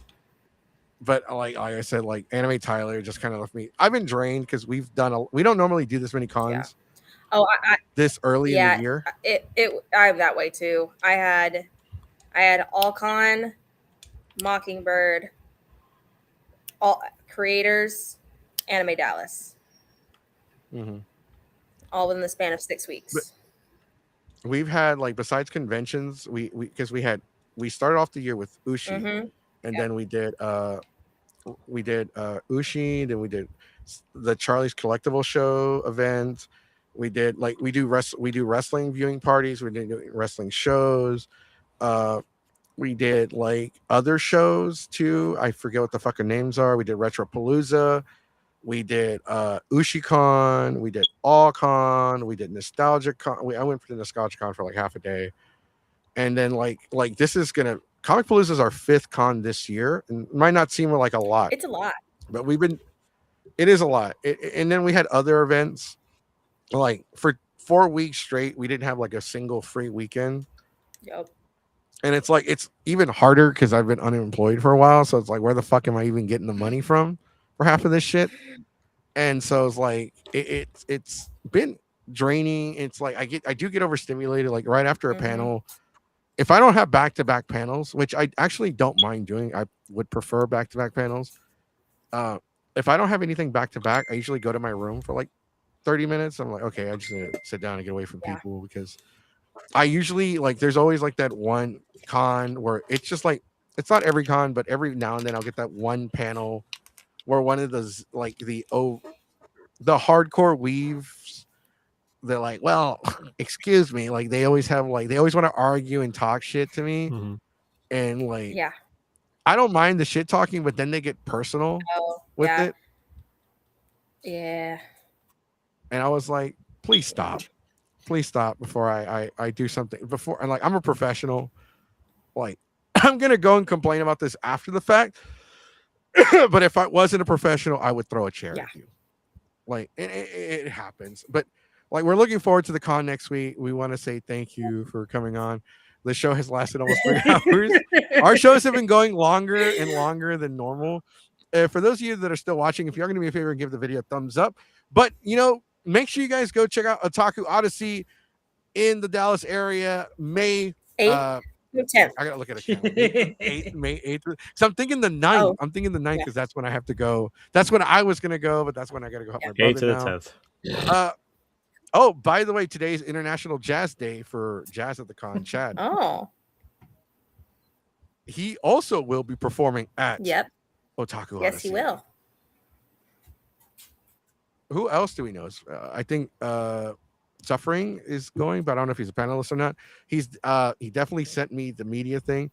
We're looking forward to hearing from y'all. I'm going to pray and hope that I can go Saturday. Dallas is only what 3.5, 4 hours away. I can if I go and just chunk all my brother's shit in the car and drive to Dallas, I can probably be there by 10 or 11. So be there in time for the party. Like, woo, it's on 10 out of 10, Con 10 out of party. 10, 10 out of 10 shots. It's we are looking forward to it. Like definitely we're also looking forward to you guys next year and hearing about y'all. Like we're gonna definitely review the convention Please do. the Monday after. Yes. We're gonna go on and we're gonna join y'all's Discord and see what people have to say. Yeah, please do. Definitely we want to hear more about y'all. We look forward, and like I said, we're extending a personal invite to you to karaoke at San Japan. You and your con buddies that also help you run the con, come check out the way we do karaoke. Yes. And if you like us, you can bring us on. If not, then we don't have to do it. We'll do panels. We don't have to do karaoke. But it is what it is. Where do you have a social media or anything where anyone can follow you? Yeah, at? so we've got our I should know my Instagram off the top of my head. It's gonna be Otaku Odyssey Con for our Instagram. My personal is j.fn.k_cosplay. And then our Discord, there's a link on our Instagram for our Discord. So you can just click the link in our bio and get to our Discord channel. I don't know how to find it any other way. They already sent it to me. So I'll go ahead and share that with you guys right now. If you want to join their Discord, make sure you join it. Get all the updates, news, and shenanigan stories coming in from the weekend of Otaku Odyssey. Thank you guys so much. Yeah, thank you so much for joining us. Okay, you can Diamond, go ahead and plug in your shit so we can start wrapping up. Everything is in the description. Just go to the link below to the podcast and it'll be there. just good. Yeah. Just good. Yeah. Just phoning it It's in. late. It's late. It's late. Yeah. It's in the description. Okay, Sonic. Go ahead. Yeah. So Plug in your stuff. follow me on Instagram. I go by Super Saiyan Sonic. My link tree is in not only in the description of this video, but also on my bio there, where you can follow all my socials, including my YouTube channel. Please subscribe to my YouTube channel. I posted a video last weekend and it blew up, and now I'm like almost to 3,000. Yeah, Wow. it's amazing. And I might have watched the video like 20 times. appreciate it though. And we want to also thank our guests for being here and talking about Otaku Odyssey. And anybody out there who's going, please have a great time. Have fun, stay safe. Make sure you tell us all the tea that happens that weekend. Like, for those of you that are watching, make sure you hit the thumbs up button. If you haven't subscribed to the channel, if you're a new viewer, make sure you subscribe, ringling the dingling button so you can be notified every time we go live. Make sure you follow us on the Instagrams, the Book of the Faces, the Use of the Tubes, and join us Wednesday for our Wednesday episode. We got more tea coming up in the next coming weeks. May is a big month for us. We are not going to be at Otaku Odyssey, unfortunately. Well, maybe we'll see. But our affiliates will be there, and they will. So if you aren't doing anything and you live in the Dallas area, make sure you be there or you be square. Also, make sure you check us out because Little Peachy Sweet and some staff members from fandom events will be joining us in May to be talking about fandom events, because there's a lot of tea going on there. There's a lot going on, ladies and gentlemen. Also, we will be at Comic Palooza hosting a panel Sunday. Also, Delta H-Con, our Delta H-Con party takeover has been announced. We'll also officially be at San Japan this year. We can say that for sure. And I don't know if I was supposed to, but I already let the cat out of the bag. And also, we're going on June 13th to SpaceCon. We're making our SpaceCon debut. Making our SpaceCon debut. We're not hosting panels. We're not doing anything. We're just going to go harass John Cena, but that's why I didn't say that one. But we do have our Geeks Forever t-shirts. We got now. merch. Let's go. We got merch. So I got to get Sonic's and the Diamond guy. I got to get his shirt. That's it. We'll see you guys Wednesday. Thank you for watching. Be there. Be at Otaku Odyssey. Be there. Be square. Good night, everyone. Thank you guys. Thank you guys. Take care.